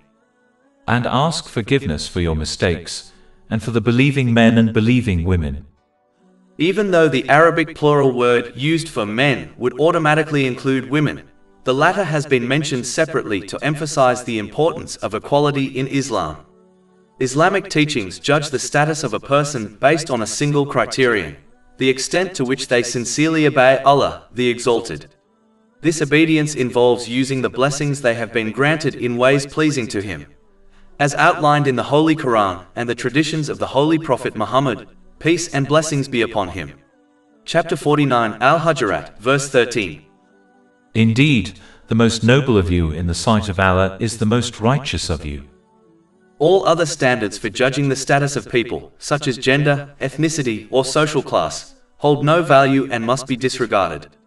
Ignoring this principle can lead to prejudice, discrimination, and disunity among the community. Furthermore, because a person's true intention is hidden from others, no one can accurately judge another's sincerity or righteousness based solely on outward actions. Therefore, individuals must refrain from making claims about the status of others or even themselves, as Allah the Exalted alone knows the intentions, words, and actions of all people. Chapter 53 and Name, verse 32. So do not claim yourselves to be pure, He is most knowing of who fears Him. As Allah the Exalted is fully aware of the intentions, speech, and actions of all people, He knows whether a person accepts Him as their Lord by sincerely obeying Him, or whether they take other lords besides Him by following and obeying them. He also knows whether a person demonstrates genuine sincerity and care toward others. Consequently, every person will be held accountable in both worlds according to their intentions, actions, and use of the blessings they have been granted. Chapter 47 Muhammad, verse 19. So know that there is no deity except Allah, and ask forgiveness for your mistakes and for the believing men and believing women. And Allah knows of your movement and your resting place. When the Holy Prophet Muhammad, peace and blessings be upon him, issued the command to move out on an expedition, which unexpectedly led to the Battle of Badr, some of the hypocrites and those possessing weak faith questioned whether the command originated from Allah, the Exalted, in the Holy Quran, or if it was solely the decision of the Holy Prophet Muhammad, peace and blessings be upon him. This hesitation stemmed from fear of fighting and the potential sacrifice of their wealth in the path of Allah, the Exalted. Chapter 47 Muhammad, verse 20. Those who claimed believe say, why has a surah not been sent down? This revealed a lack of sincerity toward the Holy Prophet Muhammad, peace and blessings be upon him, as responding in obedience to him has been equated with obeying Allah, the Exalted, since he represents the divine command on earth. Chapter 4 An-Nisa, verse 80. He who obeys the messenger has obeyed Allah. Thus, a person must avoid such behavior, as it leads to misguidance. Instead, they must support their verbal declaration of faith in Allah, the Exalted, and His Holy Prophet Muhammad, peace and blessings be upon him, by demonstrating sincere obedience to the latter. This involves actively learning from and implementing his life and teachings. Chapter 3 Ali Imran, verse 31. Say, if you should love Allah, then follow me, so Allah will love you and forgive you your sins. And Allah is forgiving and merciful. And chapter 59 Al-Hash, verse 7. And whatever the messenger has given you, take, and what he has forbidden you, refrain from. And chapter 33 Al-Ahzab, verse 21. There has certainly been for you in the messenger of Allah an excellent pattern for anyone whose hope is in Allah and the last day, and who remembers Allah often. A person must model their character on the blessed character of the Holy Prophet Muhammad, peace and blessings be upon him, cultivating noble traits such as patience, gratitude, and generosity, while abandoning negative traits such as envy, pride, and greed. This process ensures inner peace, as positive qualities foster a healthy and balanced mindset. Furthermore, learning from and embodying the teachings of the Holy Prophet Muhammad, peace and blessings be upon him, ensures that a person represents him correctly to others. Failure to do so leads to misrepresentation, discouraging others, whether non-Muslims or other people of faith, from embracing and acting upon Islamic teachings. Misrepresentation also exposes the Holy Prophet Muhammad, peace and blessings be upon him, to criticism, based on the observed behavior of those who claim to follow him, a responsibility for which each person will be held accountable. Moreover, just as previous nations who claim to love their holy prophets, peace be upon them, failed to follow them practically and therefore will not join them in the hereafter, likewise, a person who fails to practically follow the Holy Prophet Muhammad, peace and blessings be upon him, will not be united with him in the hereafter. Instead, a person will be aligned with those whom they practically imitated in this world. This is indicated in a hadith found in Sunan Abu Dawood, number 4031. As Islam is an active and practical way of life, it requires a person to actively obey Allah, the Exalted, by correctly using the blessings they have been granted as outlined in Islamic teachings. This obedience is not limited to a verbal declaration of faith, but extends to concrete actions, which may include defending Islam and its principles against those who oppose it. Such a commitment was difficult for the hypocrites and those weak of faith to accept. Chapter 47 Muhammad, verse 20. But when a precise chapter of the Quran is revealed and fighting is mentioned therein, you see those in whose hearts is disease looking at you with the look of one overcome by death. To avoid this kind of weakness in faith, and to derive true benefit from their belief in Allah, the Exalted, a person must develop strong and sincere faith. Strong faith is essential because it ensures that a person remains steadfast in their obedience to Allah, the Exalted, under all circumstances, whether in times of ease or difficulty. Such faith is nurtured by learning from and acting upon the clear proofs and guidance found in the Holy Quran and the traditions of the Holy Prophet Muhammad, peace and blessings be upon him, which demonstrate how sincere obedience to Allah, the Exalted, brings peace of mind and balance in both worlds. In contrast, a person who neglects to learn and act upon these teachings will develop weak faith. This weakness makes them prone to abandoning obedience whenever their personal desires conflict with the commands of Allah, the Exalted. They fail to recognize that true contentment and stability arise from submitting their will to Allah and using their blessings in accordance with His guidance. Therefore, it is vital for a person to seek certainty in their faith through study, reflection, and practice, ensuring that they remain firm in obeying Allah, the Exalted, in every situation. This includes using their blessings correctly as instructed in Islamic teachings, which leads to a balanced mental and physical state, and ensures that everything and everyone in their life is placed in its proper context. Chapter 47 Muhammad, verses 20 to 21. And more appropriate for them, obedience and good words. And when the matter was determined, if they had been true to Allah, it would have been better for them. These verses highlight that sincere obedience and steadfastness in faith are far more beneficial than hesitation or half-hearted compliance. A person who cultivates strong faith secures not only inner peace in this world, but also preparation for accountability on the Day of Judgment, aligning their life with both spiritual and worldly balance. Allah, the Exalted, further warns that if a person abandons practical obedience to Him, despite verbally claiming belief, and continues to misuse the blessings they have been granted, the consequences extend far beyond personal difficulty. Such a person will experience a life filled with stress, imbalance, and misplaced priorities. Their mental and physical well-being becomes disrupted, as they fail to maintain harmony between their duties, relationships, and personal responsibilities.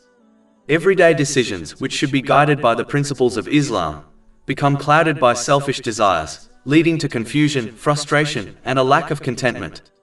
Chapter 47 Muhammad, verse 22. So would you perhaps, if you turned away, cause corruption on earth and sever your ties of relationship? This verse illustrates that abandoning obedience is not a neutral act. It produces tangible consequences in a person's life. Misusing blessings, such as wealth, knowledge, health, and social influence, results in disorder within the individual. For example, a person who hoards wealth selfishly may neglect family needs, causing tension and distrust in their household. One who misuses knowledge to deceive or harm others will face inner confusion and societal condemnation. Even relationships with friends and community members become strained when obligations are ignored or rights violated. Thus, disobedience leads to an unbalanced mental and physical state, and distorts a person's ability to correctly place everything and everyone within their life. Moreover, the verse highlights that disobedience affects society as a whole. A person who refuses to act righteously not only harms themselves but also weakens the moral fabric of their community. By failing to fulfill the rights of others, they encourage corruption, injustice, and societal instability. Relationships are severed, trust is eroded, and communities become vulnerable to oppression and dishonesty. The spiritual neglect of one individual can therefore ripple outward, undermining social cohesion and spreading harm far beyond personal boundaries. In essence, this verse underscores that personal obedience to Allah, the Exalted, is deeply intertwined with responsibility toward others. A person who sincerely obeys Allah, the Exalted, and correctly uses the blessings they have been granted, will act in ways that promote balance, justice, and harmony, not only within their own life but also within the broader society. Their conduct ensures that relationships are maintained, rights are upheld, and their community benefits from their presence. Through this obedience, a person attains inner peace, mental clarity, and a sense of purpose, while also guiding others by example. Conversely, those who abandon obedience to Allah, the Exalted, and allow their worldly desires and personal whims to dominate their decisions, bring about both personal and societal harm. They disrupt the balance of their own lives, misplace their priorities, and create discord in their relationships. Beyond the individual consequences, their actions contribute to societal corruption, injustice, and moral decay, as others may follow their example. For those who persist in such behavior, the consequences extend beyond worldly life. Allah, the Exalted, explicitly warns that He will remove guidance from them, making them unable to perceive the truth. Their hearts, ears, and eyes become sealed to the correct path, leaving them spiritually blind and deaf. Chapter 47 Muhammad, verse 23. Those who do so are the ones that Allah has cursed, so He deafened them and blinded their vision. It is crucial to understand that while the loss of one's faculties is ultimately attributed to the will of Allah, the Exalted, since nothing occurs without His permission, it is nonetheless the direct consequence of a person's own actions and choices. This severe warning illustrates that allowing selfish desires and unchecked impulses to dominate one's life not only leads to immediate chaos and suffering, but also causes one to ignore divine guidance, making it exceedingly difficult to return to the path of righteousness. Chapter 47 Muhammad, verse 24. Then do they not reflect upon the Quran, or are there locks upon their hearts? A person who reflects sincerely on the Holy Quran with an open and unbiased mind will understand that mastering their worldly desires and aspirations is essential for achieving true peace of mind in both worlds. This mastery enables them to maintain a balanced mental and physical state and correctly prioritize everything and everyone in their life. No matter how much knowledge humanity accumulates, across science, psychology, or medicine, people cannot create a complete system of guidance that perfectly addresses all human situations, circumstances, and conditions. Even the most advanced societies cannot account for the complexities of human nature or anticipate every challenge an individual or community may face. Only Allah, the Exalted, possesses infinite knowledge of the past, present, and future, and is uniquely capable of providing guidance that distinguishes clearly between what is beneficial and what is harmful, what is just and what is unjust. His divine code of conduct ensures that people can live with mental and physical equilibrium while avoiding the pitfalls of misused blessings and misguided desires. History has repeatedly shown that when this guidance is faithfully applied, it produces justice, harmony, and tranquility both in individual lives and across society.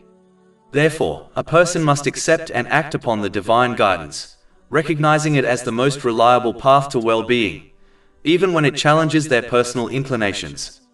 They should approach it as a wise patient approaches the advice of a physician, understanding that strict instructions, unpleasant treatments, or bitter remedies are prescribed for their ultimate benefit. Similarly, following Allah's guidance, even when it conflicts with immediate desires, leads to true spiritual, mental, and physical health. It allows a person to use their blessings correctly, achieve peace of mind, and prepare for their accountability on the Day of Judgment. In general, Islam teaches that every person, regardless of their level of learning, is invited to engage thoughtfully with the Holy Quran. Chapter 47 Muhammad, verse 24. Then do they not reflect upon the Quran, or are there locks upon their hearts? And chapter 38 Sa'd, verse 29. This is a blessed book which we have revealed to you that they might reflect upon its verses, and that those of understanding would be reminded. These verses make it clear that contemplation of the Holy Quran is not reserved for scholars alone. The idea that only the learned may ponder its meanings contradicts the very spirit of Islam, which encourages all people to reflect upon divine guidance. However, this does not mean that those without scholarly training should independently interpret verses or derive legal rulings. Doing so without proper knowledge can lead to confusion, misinterpretation, and misguidance. Instead, individuals should direct their reflection toward areas that are clear, practical, and universally accessible, such as the virtues the Holy Quran encourages, the harmful traits it warns against, and the moral lessons it repeatedly emphasizes. Reflecting on these themes helps a person cultivate noble character, avoid destructive behavior, and attain peace of mind in both worlds. This level of engagement is within reach for every believer. More complex subjects, such as legal rulings, theological discussions, or detailed interpretations, should be approached with the support of reliable translations and reputable commentaries. When laypeople study the Holy Quran through trustworthy explanations, their understanding deepens, their reverence for Allah the Exalted increases, and their faith becomes stronger. Through this understanding, they recognize the clear proofs contained within the Holy Quran, which nurtures a sincere desire to obey Allah the Exalted. This obedience ensures they prepare for their accountability on the Day of Judgment by using their blessings correctly, as outlined in Islamic teachings. The most effective way to gain this understanding is through learning under the guidance of a knowledgeable scholar. Studying in this manner allows individuals to ask questions, clarify doubts, and receive instruction rooted in authentic scholarship. Yet even in this setting, personal reflection remains essential. Knowledge must be internalized and applied in daily life for it to bear fruit. If studying directly with a scholar is not possible, one should rely on authentic interpretations of the Holy Quran and seek scholarly guidance whenever uncertainty arises. This balanced approach, combining personal reflection with reliable scholarship, ensures that a believer benefits from the Holy Quran while remaining protected from misunderstanding. Obeying Allah the Exalted often requires a person to act in ways that conflict with their worldly desires and personal ambitions. Many people, despite having access to clear guidance through Islamic teachings, will persist in disobeying Allah the Exalted by misusing the blessings they have been granted. Chapter 47 Muhammad, verse 25. Indeed, those who retreated after guidance had become clear to them. Satan enticed them and prolonged false hopes for them. This verse illustrates that a person with weak faith is particularly vulnerable to the enticements of the devil, who encourages false hopes and wishful thinking. Such individuals may convince themselves that they can continue misusing Allah's blessings while still expecting peace of mind and salvation in both worlds, whether through the intercession of others, delayed repentance, or relying on excuses for their actions on the Day of Judgment. Islam, however, does not accept this type of hope. True hope, in contrast, requires sincere effort in obeying Allah the Exalted. This includes correctly utilizing the blessings one has been granted in accordance with Islamic teachings, striving to live righteously, and then placing trust in Allah's mercy and forgiveness in both worlds. The distinction between false hope and genuine hope is highlighted in a hadith found in Jami at Tirmidhi, number 2459. A person who understands this difference will avoid wishful thinking and instead cultivate real hope in Allah's mercy, which is both effective and transformative in this life and the next. Chapter 47 Muhammad, verse 25. Indeed, those who retreated after guidance had become clear to them. Satan enticed them and prolonged false hopes for them. As discussed earlier, one of the devil's most effective strategies is convincing people that they have abundant time to accept and act upon divine guidance, fostering false hopes of a long life in this world. While many material possessions can be regained or replaced, time is unique. It cannot be bought, borrowed, or recovered once it passes. This reality is universally acknowledged, regardless of faith, yet many people fail to appreciate and wisely utilize the time they are given. Many adopt the mindset that they will prepare for the hereafter tomorrow. However, each passing day pushes this tomorrow further into the future, and in numerous cases it never arrives. Often, this truth only becomes apparent at the time of death, when it is too late to act. Some fortunate individuals may reach old age and spend more time in mosques, yet if their lives were largely absorbed in worldly pursuits, their hearts and minds remain preoccupied with the material world even as their bodies are present in worship. Such people are unlikely to learn and act upon divine teachings effectively, despite being physically present in places of devotion, and may continue misusing the blessings they have been granted. Furthermore, as time progresses, responsibilities often increase, for example, marriage, raising children, or caring for family members. Delaying preparation for the hereafter until one assumes they will have more freedom is therefore unwise. Islamic teachings do not encourage abandoning the world, but they emphasize using time correctly. taking from the material world only what is necessary to fulfill legitimate needs and responsibilities without extravagance, while dedicating the remaining time and energy toward preparing for the eternal hereafter. People should minimize engagement in vain or sinful activities that bring no lasting benefit, and instead invest their time and resources in actions that benefit them in both this life and the next. Correct use of time involves prioritizing spiritual development and obedience to Allah, the Exalted, while maintaining a balanced approach to worldly responsibilities. How many people can honestly claim that the majority of their efforts are dedicated to preparing for the eternal hereafter, rather than enhancing their temporary worldly life? Chapter 47 Muhammad, verse 25. Indeed, those who retreated after guidance had become clear to them. Satan enticed them and prolonged false hopes for them. Finally, it is essential to recognize that the devil does not always mislead people through obvious or blatant sins. Often, his influence is subtle and deceptive, targeting the very foundation of a person's faith. He works by planting doubts, offering false reassurances, and presenting half-truths or exaggerations that appeal to human desires.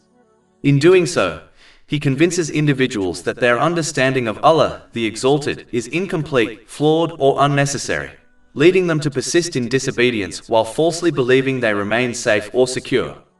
This subtle form of misguidance can be more dangerous than open sin because it undermines a person's awareness of accountability and fosters complacency.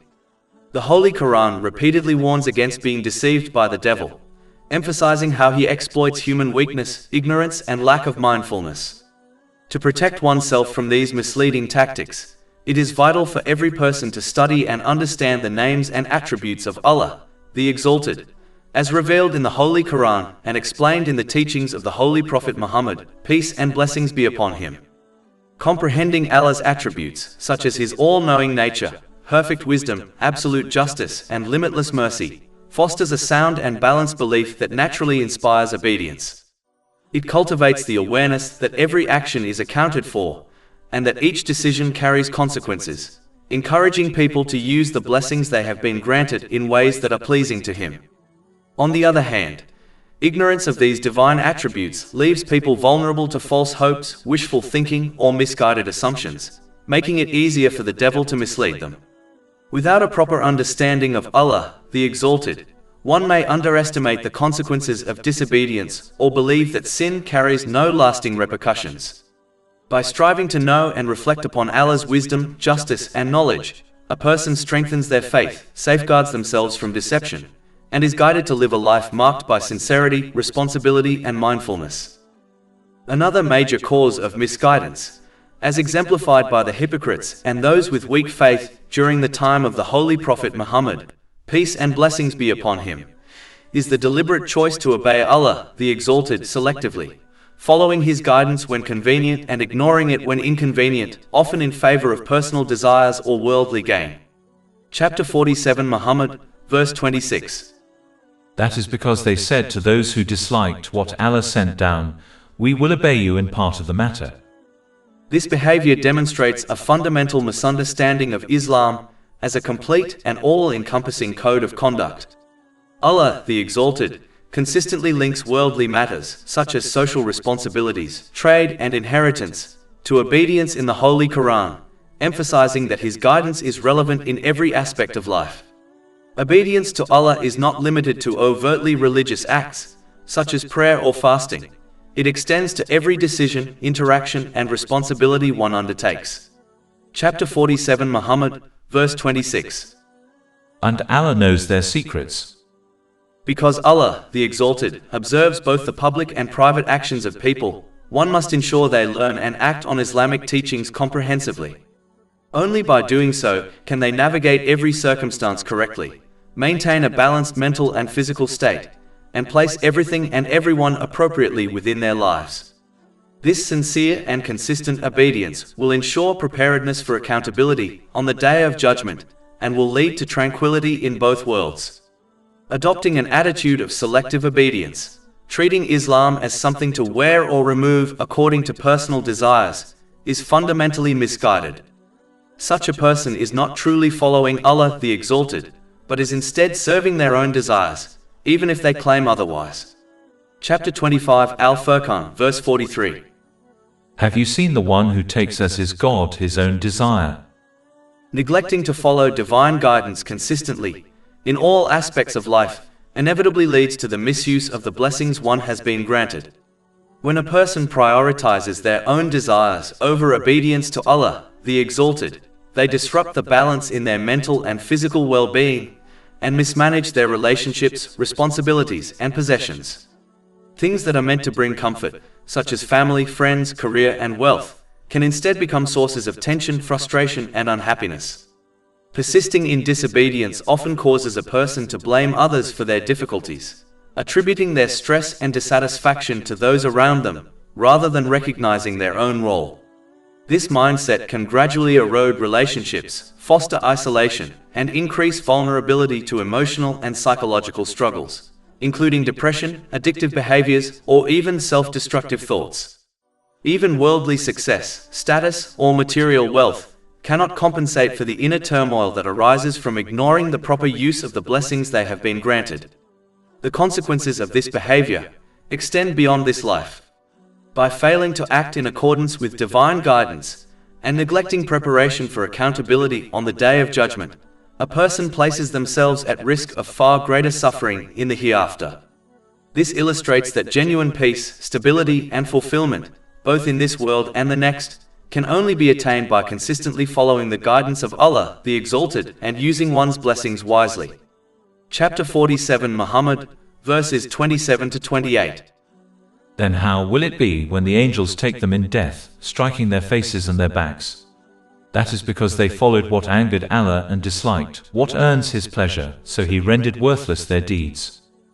A person who persists in disobeying Allah, the Exalted, by misusing the blessings they have been granted, will not only experience stress, difficulties, and challenges in both worlds on an individual level, but their hidden hypocrisy and insincerity will eventually be revealed, becoming a further source of punishment. This exposure can destroy the worldly relationships and trust they have cultivated. Chapter 47 Muhammad, verse 29. Or do those in whose hearts is disease think that Allah would never expose their feelings of hatred?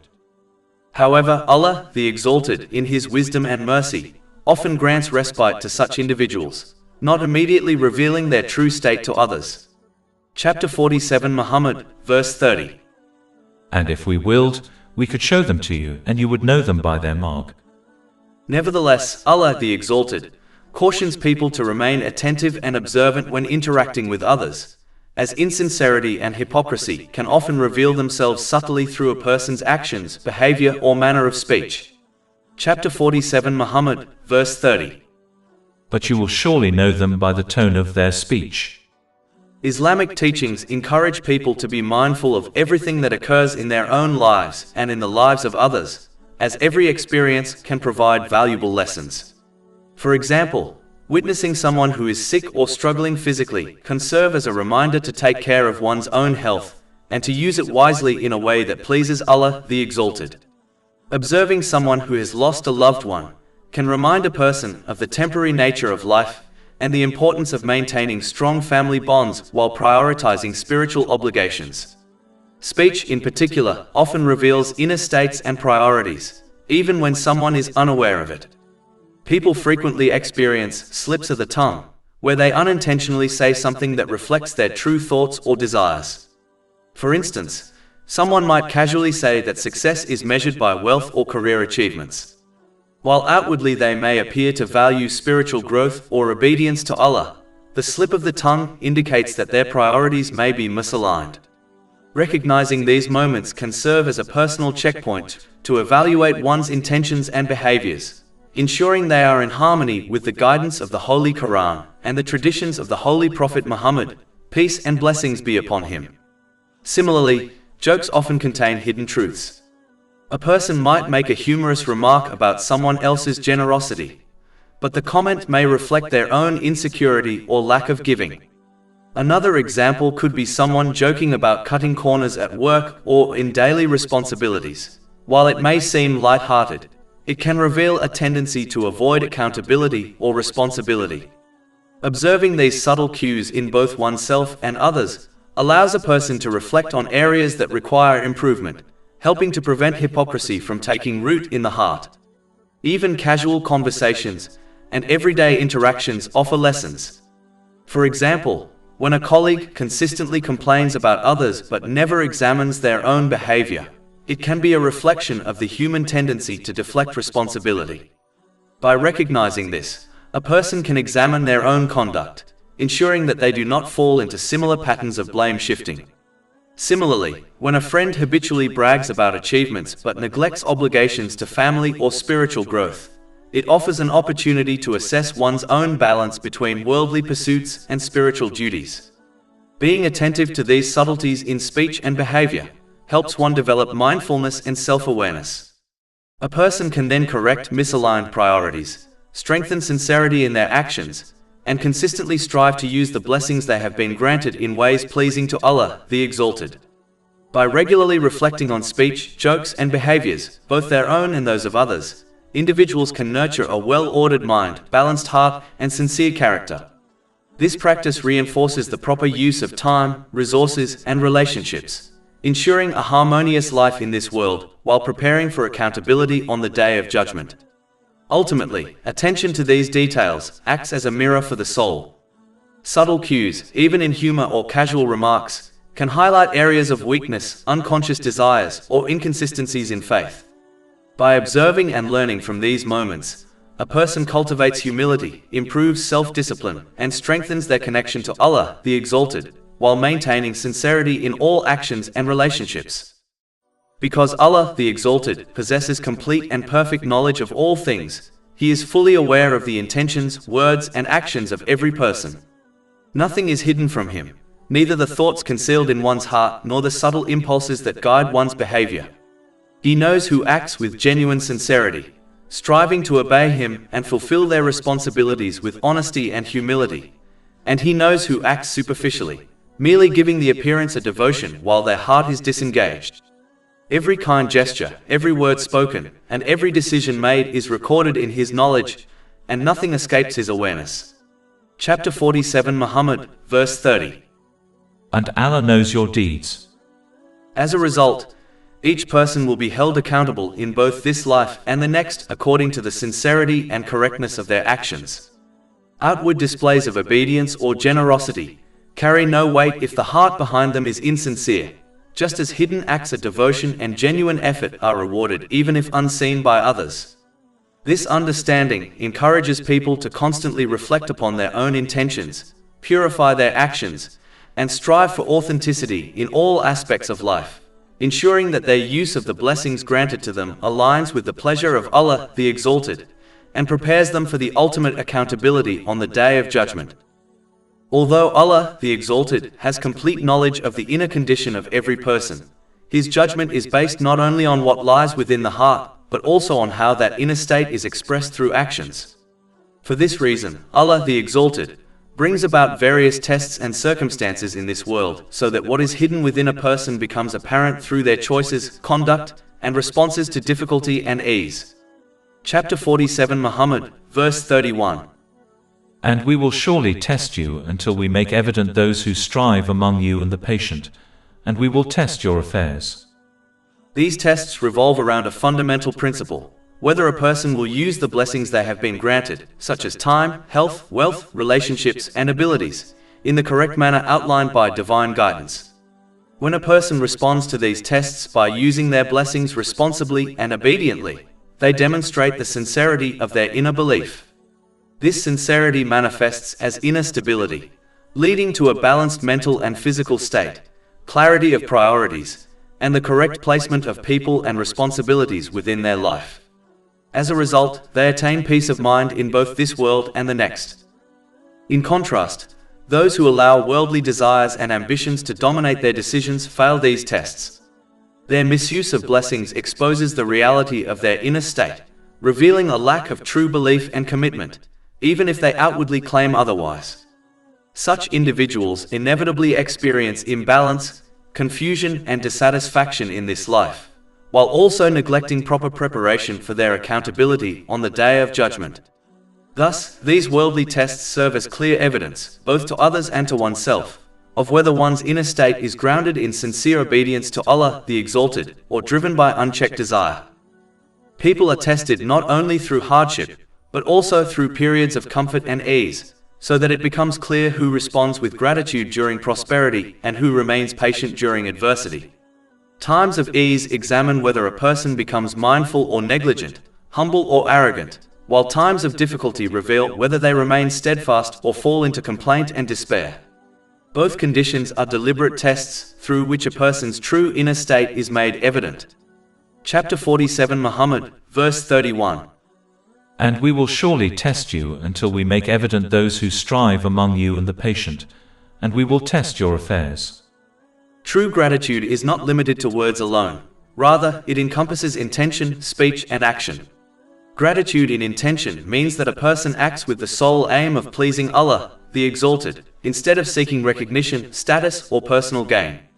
Gratitude in speech is demonstrated by speaking what is good, beneficial, and truthful, or by remaining silent when speech would lead to harm, ingratitude, or wrongdoing. Gratitude in action is shown by using every blessing, such as health, wealth, time, influence, and knowledge, in ways that align with divine guidance, as taught in the Holy Quran and the traditions of the Holy Prophet Muhammad, peace and blessings be upon him. When gratitude is practiced in this complete manner, it attracts further blessings and leads to lasting peace of mind and success in both worlds, by fostering a balanced mental and physical state, and by correctly placing priorities, relationships, and responsibilities within one's life. Chapter 14 Ibrahim, verse 7.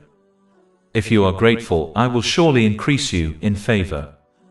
Likewise, patience is a comprehensive quality that goes beyond silent endurance.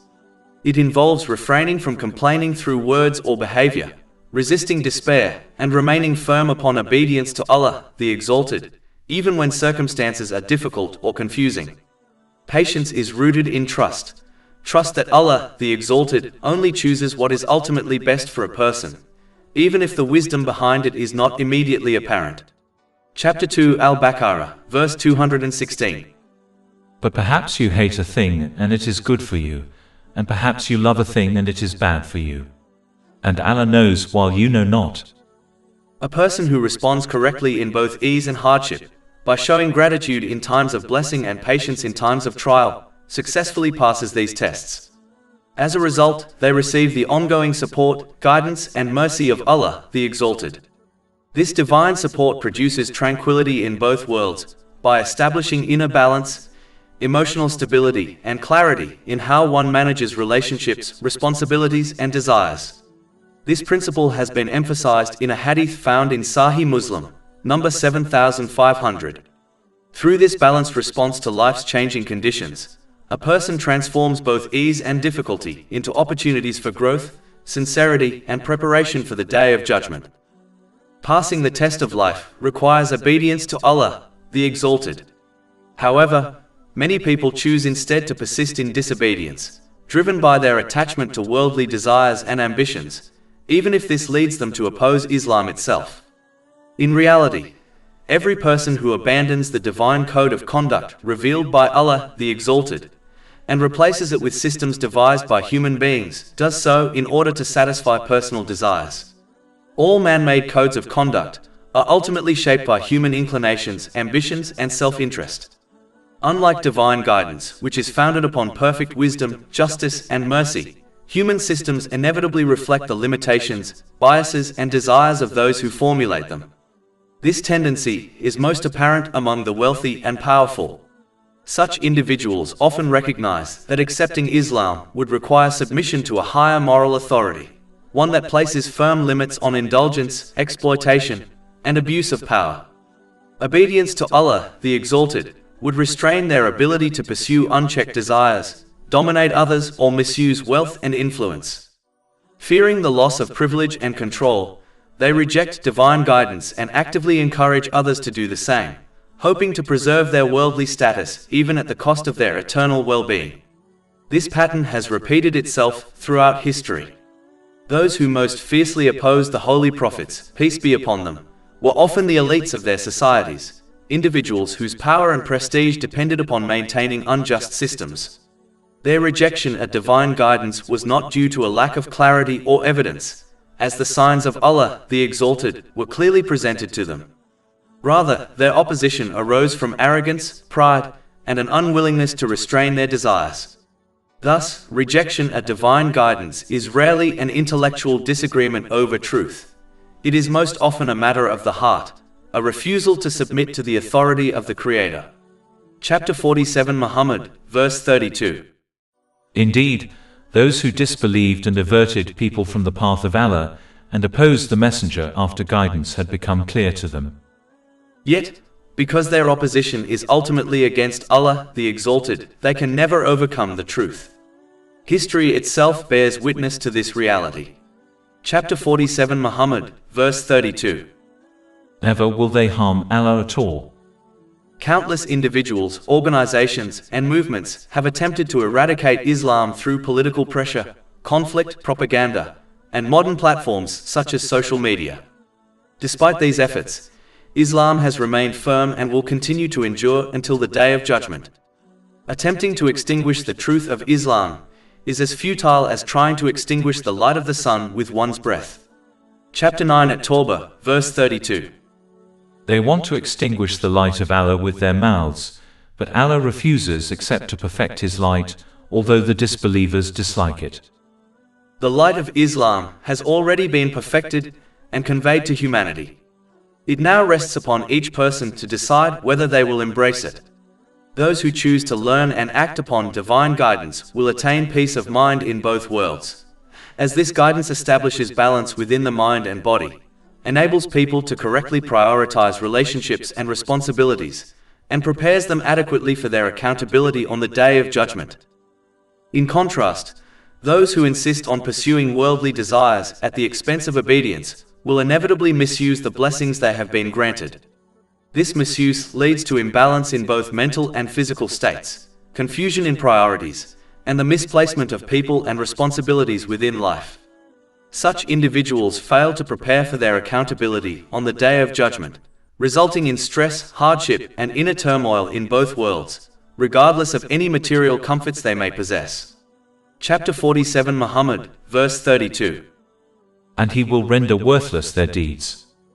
Ultimately, material success without obedience provides no lasting benefit, while submission to divine guidance, though it may challenge desires, leads to true stability, purpose, and success that endures beyond this temporary life. Chapter 47 Muhammad, verse 33. O you who have believed, obey Allah and obey the Messenger, and do not invalidate your deeds. When Allah, the Exalted, addresses people who verbally affirm faith within the Holy Quran, this call is frequently tied to the demand that such claims be translated into concrete behavior. This is because a statement of belief, when not supported by action, holds little worth in Islam.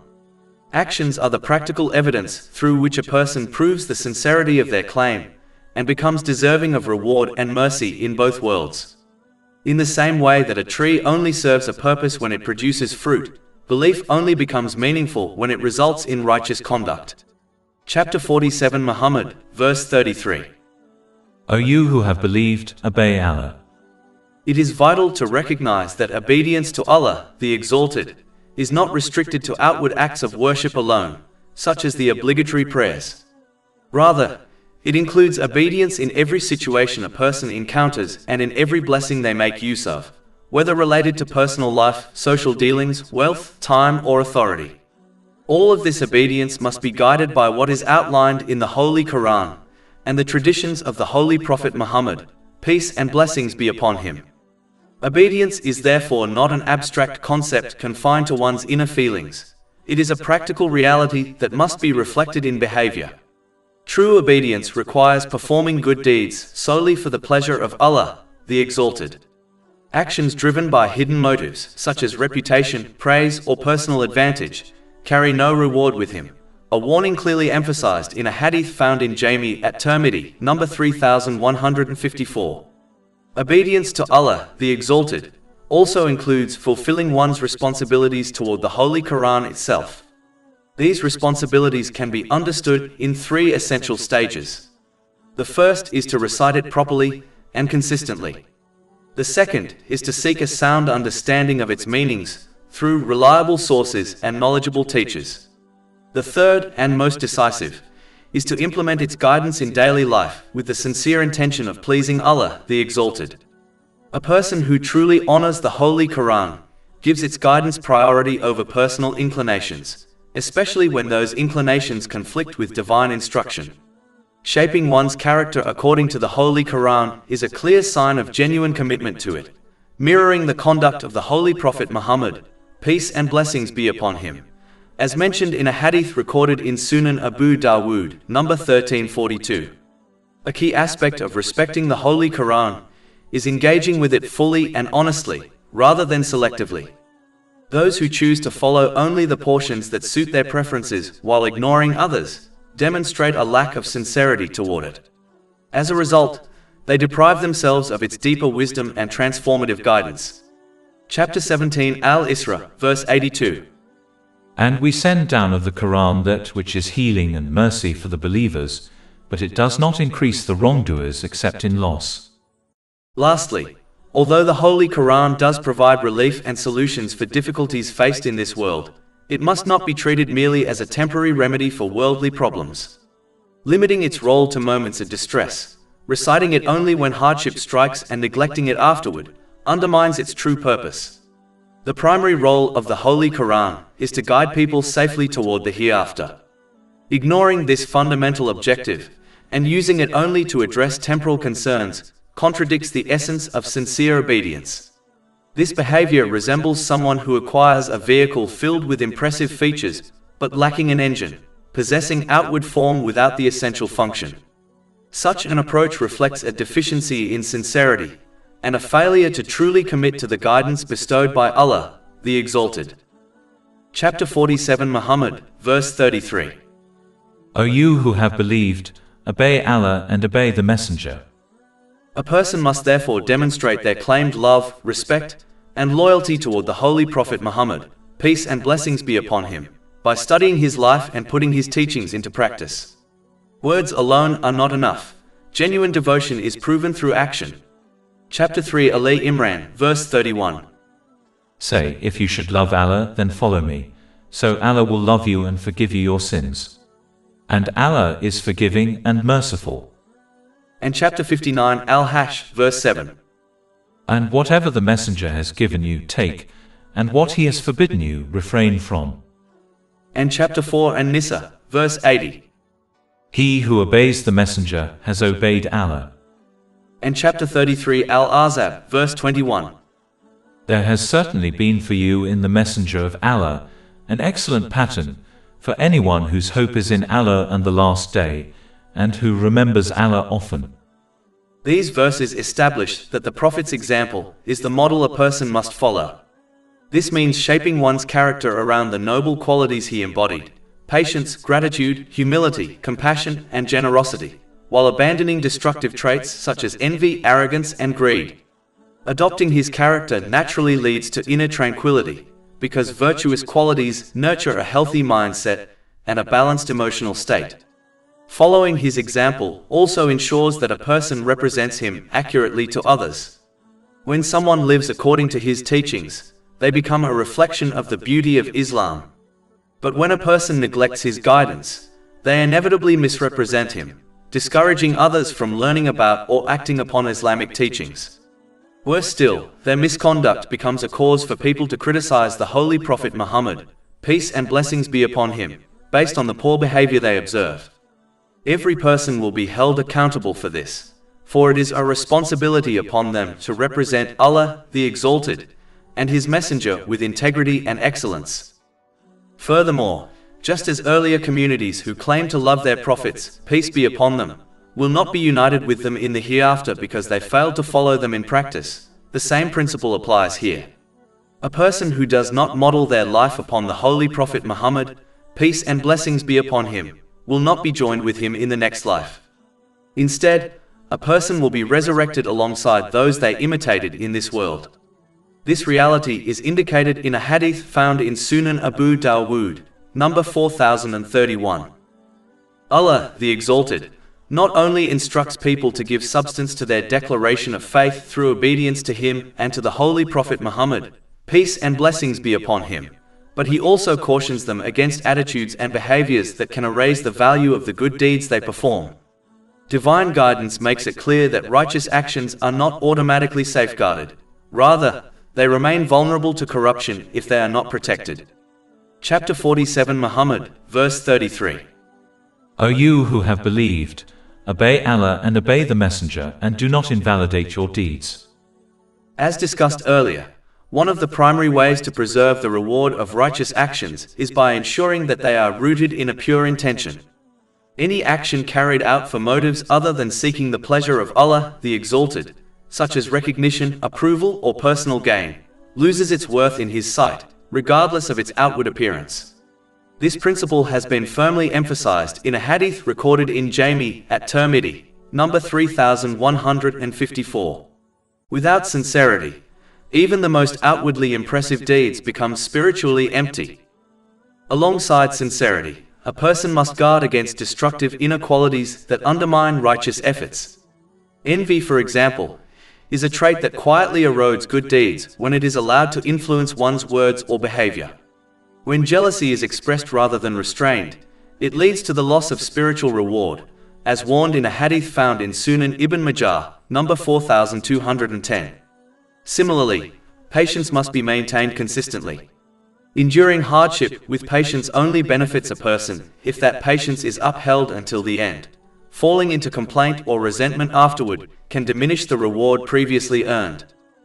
The most severe threat to one's good deeds arises when there is a persistent gap between a person's verbal claim of faith and their actions. When this contradiction continues unchecked, it weakens faith itself and may ultimately lead to losing it entirely before the end of life. Faith can be likened to a small flame that requires continuous care. Just as a fire fades when it is not fueled, faith diminishes when it is not strengthened through regular obedience and sincere effort. Failing to nurture this inner light places a person in grave danger, as it deprives them of the guidance and clarity needed to navigate life and prepare for the hereafter. Losing this spiritual light is a far greater loss than any worldly hardship. Chapter 47 Muhammad, verse 34. Indeed, those who disbelieved and averted people from the path of Allah and then died while they were disbelievers, never will Allah forgive them. On the Day of Judgment, Allah the Exalted will not overlook disbelief, for doing so would contradict the very purpose for which life and death were created. Human existence is a test, as stated in chapter 67 Al-Mulk, verse 2. He who created death and life to test you, as to which of you is better indeed. A test only has meaning when it distinguishes between those who fulfill its requirements and those who do not. If every student were granted success regardless of effort, examinations would lose all purpose. Likewise, if those who reject faith were treated the same as those who believe and strive to act righteously, justice would be rendered meaningless. Chapter 45 Al-Jatiyah, verse 21. Or do those who commit evils think we will make them like those who have believed and done righteous deeds, make them equal in their life and their death? Evil is that which they judge. Although Allah the Exalted is infinitely merciful, His mercy never negates His justice. Unlimited forgiveness without accountability would amount to injustice, and Allah the Exalted is entirely free from injustice. Even in worldly courts, a judge who pardons every offender without consequence is considered corrupt. It is therefore unreasonable to expect such conduct from the one who is the most just of judges.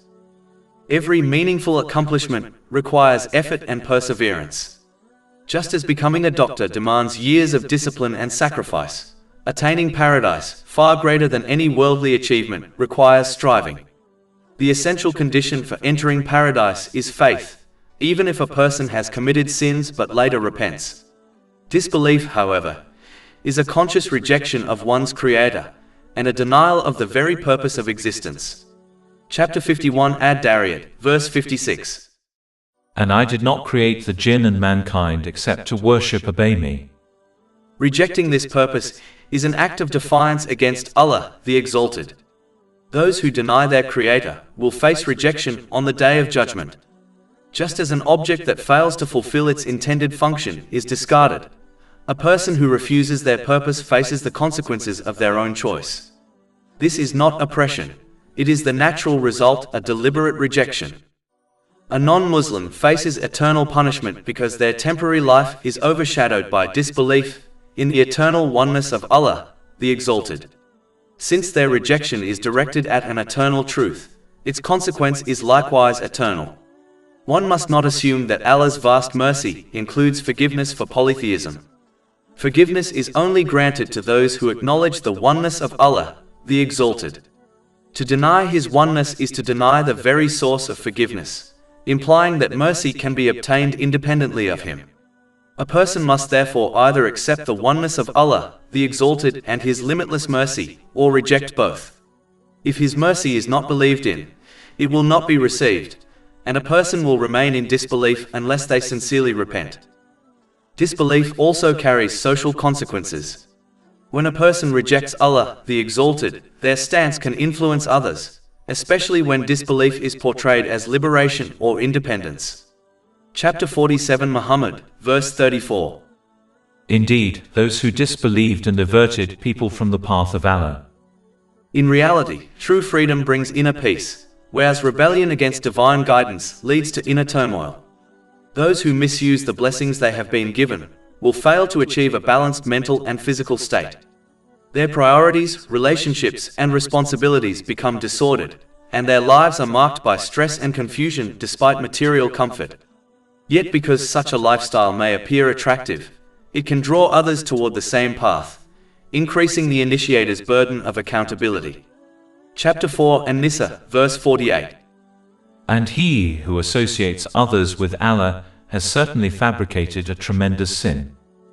Ultimately, everything in existence belongs to Allah, the Exalted, and remains under His authority. Just as violating the laws of a country results in consequences, ignoring the divine laws established by the Creator leads to harm in this life and the next. A person may leave a country whose laws they dislike, but no one can escape the dominion of Allah, the Exalted. Human beings may attempt to reshape social norms, but they cannot alter divine law.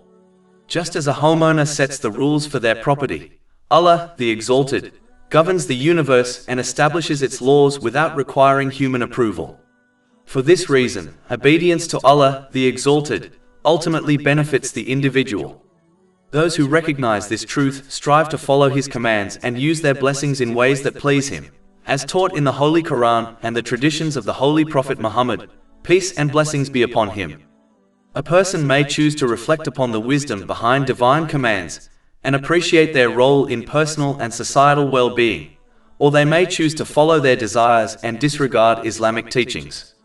But those who reject divine guidance must accept the consequences of their choices in both worlds, for no objection or complaint will alter the outcomes decreed by Allah, the Exalted. Allah, the Exalted, makes it clear that those who sincerely strive to obey Him should expect resistance from others, particularly from those whose personal desires and ambitions are threatened by Islamic guidance. Divine instruction warns believers not to lose resolve in the face of such opposition, even when pressure intensifies. Chapter 47 Muhammad, verse 35. So do not weaken and call for peace while you are superior. When a person chooses to live according to divine principles rather than prevailing social habits, their conduct often unsettles those around them. This discomfort frequently arises because such commitment highlights the contrast between obedience to Allah, the Exalted, and a lifestyle centered on unchecked desire. Instead of reflecting on their own choices, some respond defensively by criticizing, mocking, or attempting to dissuade the one who remains steadfast. This reaction is often strongest among close relatives and companions, where emotional influence and expectations are most powerful. Contemporary society amplifies this challenge even further.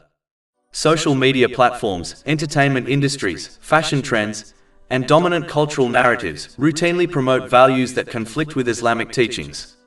In such an atmosphere, adherence to Islam is often portrayed as a barrier to personal freedom, success, wealth, or social acceptance. Entire systems and industries that benefit from excess, exploitation, and moral neglect naturally oppose Islamic principles, as these principles expose the harm they cause. This opposition fuels much of the misinformation, ridicule, and hostility directed toward Islam, particularly in public and online discourse. Those who commit themselves to Islamic guidance, which emphasizes balance, moderation, and responsible use of blessings, often become targets of individuals who pursue pleasure without restraint. Islam identifies such unrestrained indulgence as harmful to human dignity. Yet those who live by impulse frequently resent any reminder of discipline or accountability. As a result, they attempt to discourage others from remaining firm upon Islam, hoping to draw them toward a lifestyle governed by desire rather than principle. Commonly, they focus their criticism on isolated elements of Islam, such as guidelines related to dress, in an attempt to undermine the faith as a whole. However, sincere reflection exposes the inconsistency of such attacks. Dress codes are widely accepted and enforced across respected professions, such as medicine, education, law enforcement, the military, and corporate environments. Yet Islamic guidelines alone are singled out for condemnation. This selective criticism reveals that the real issue is not clothing, but Islam's insistence on self-restraint, moral responsibility, and accountability. It is these qualities, and the disciplined character they produce, that provoke resistance. Chapter 47 Muhammad, verse 35. So do not weaken and call for peace while you are superior, and Allah is with you and will never deprive you of the reward of your deeds. In every circumstance, a person must remain firmly committed to sincere obedience to Allah, the Exalted, trusting that such dedication brings inner calm and shields them from harmful influences, even if that protection is not immediately apparent. Loyalty to Allah, the Exalted, ensures the correct use of the blessings one has been granted. This leads to a balanced mental and physical state, enabling a person to place all matters and relationships in their proper positions while preparing for accountability on the Day of Judgment.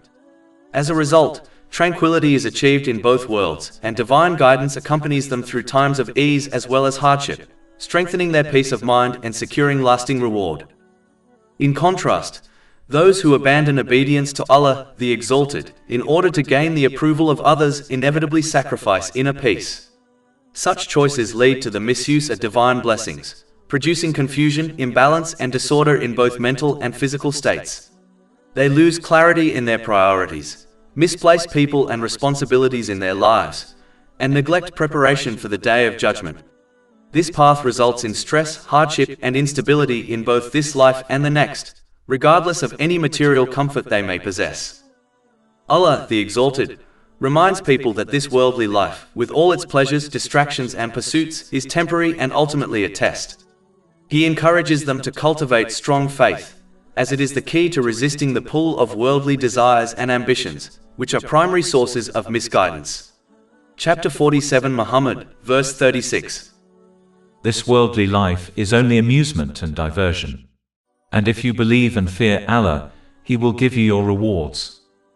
To maintain steadfastness, a person must actively nurture a strong and resilient faith. Such faith acts as a shield, enabling them to remain committed to obeying Allah, the Exalted, in every circumstance, whether in times of comfort or hardship. It is through understanding and practicing the clear guidance provided in the Holy Quran and the teachings of the Holy Prophet Muhammad, peace and blessings be upon him, that this faith becomes firm and transformative.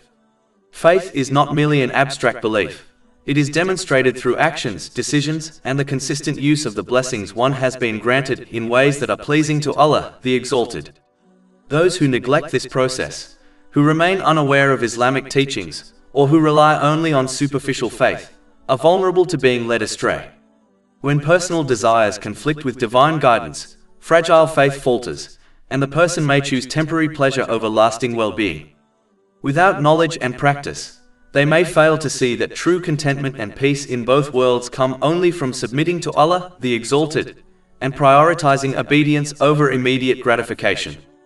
Building strong faith requires effort, reflection, and consistency.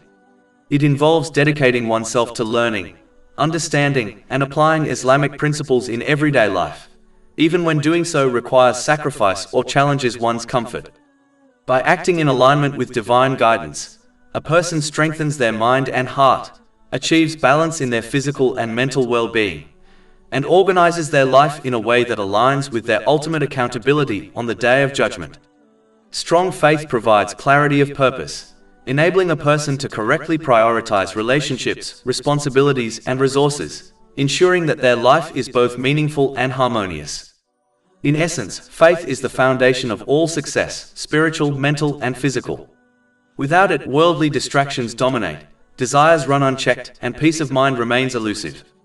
But with strong faith, a person gains the strength to live consciously, use their blessings wisely, and prepare effectively for both this life and the hereafter, securing the reward and mercy of Allah the Exalted in every sphere of existence. In addition, Allah the Exalted clarifies that His guidance does not require people to renounce all their worldly possessions or live a life of extreme poverty, as such a demand would be beyond the capacity of most individuals.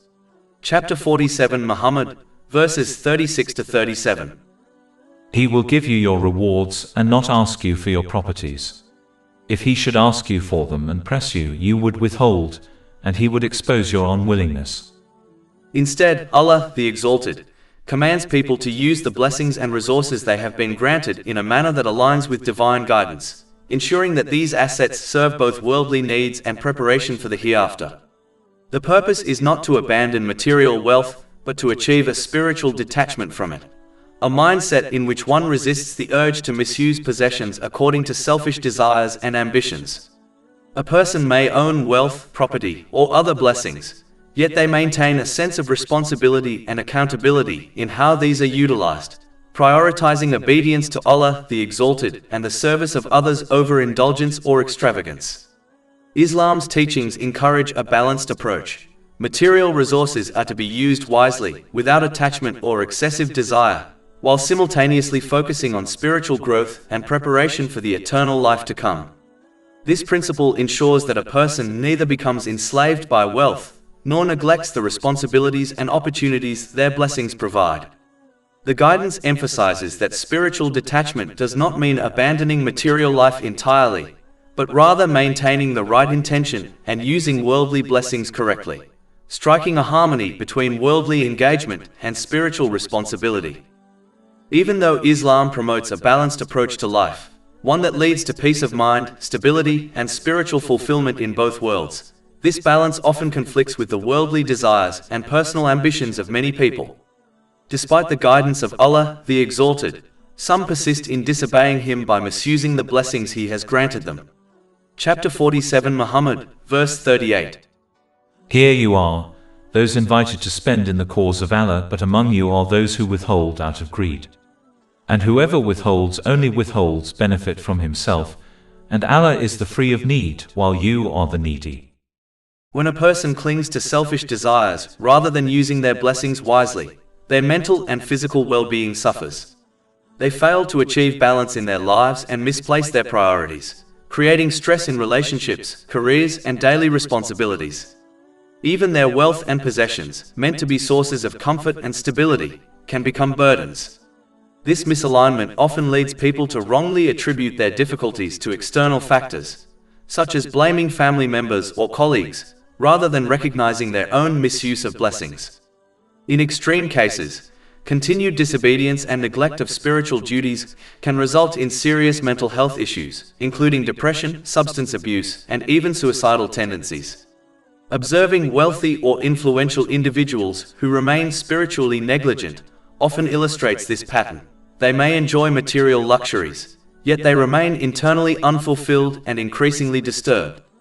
Moreover, by prioritizing personal desires over obedience to Allah the Exalted, people fail to prepare for their accountability on Judgment Day, leaving them vulnerable to far greater consequences in the hereafter. Spiritual negligence compounds worldly suffering with eternal ramifications, creating a cycle of imbalance and regret that no material possession can repair.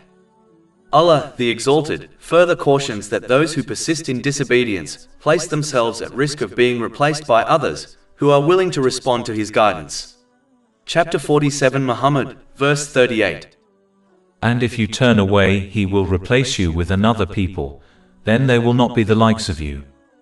This verse serves as a reminder that obedience and responsible use of blessings are not only personal obligations, but also a trust from Allah the Exalted.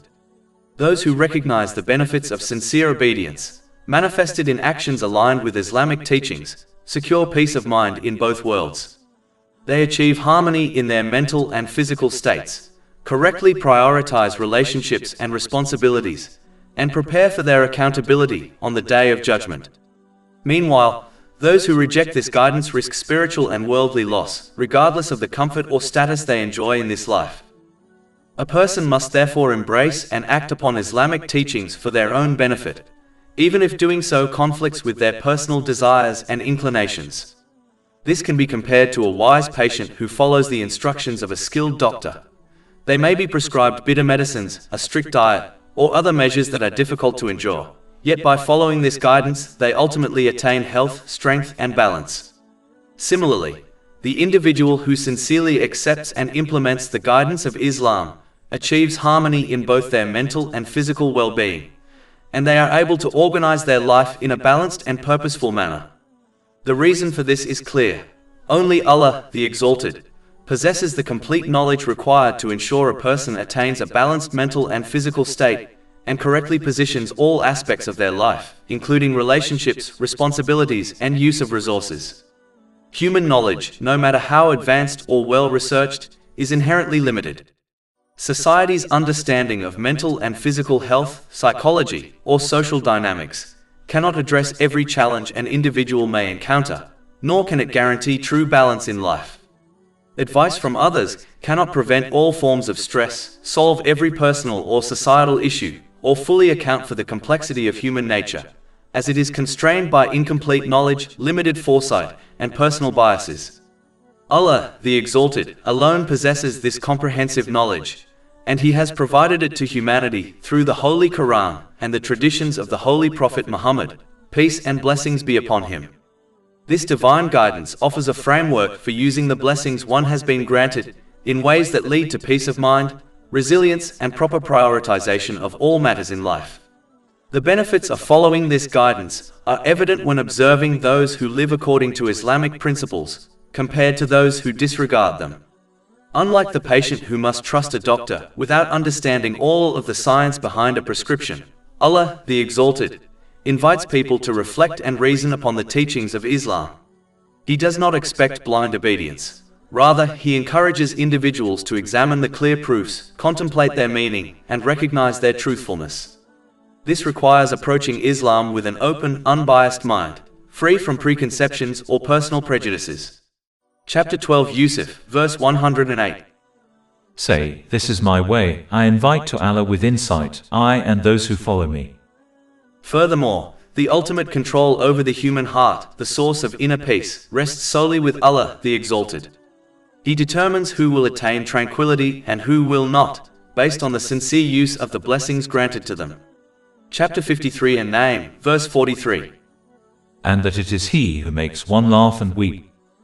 Thus, genuine peace of mind is granted only to those who consciously and correctly utilize the resources, abilities, and opportunities given to them, in accordance with the teachings of Islam. This peace is not accidental or automatic. It is the natural outcome of aligning one's actions, priorities, and intentions with divine guidance, trusting in Allah the Exalted, and striving to fulfill His commands in every aspect of life. Chapter 16 and now, verse 97. Whoever does righteousness, whether male or female, while he is a believer, we will surely cause him to live a good life, and we will surely give them their reward in the hereafter according to the best of what they used to do. All praise is due to Allah, Lord of the worlds, and may peace and blessings be upon His final messenger, Muhammad, his noble family and companions.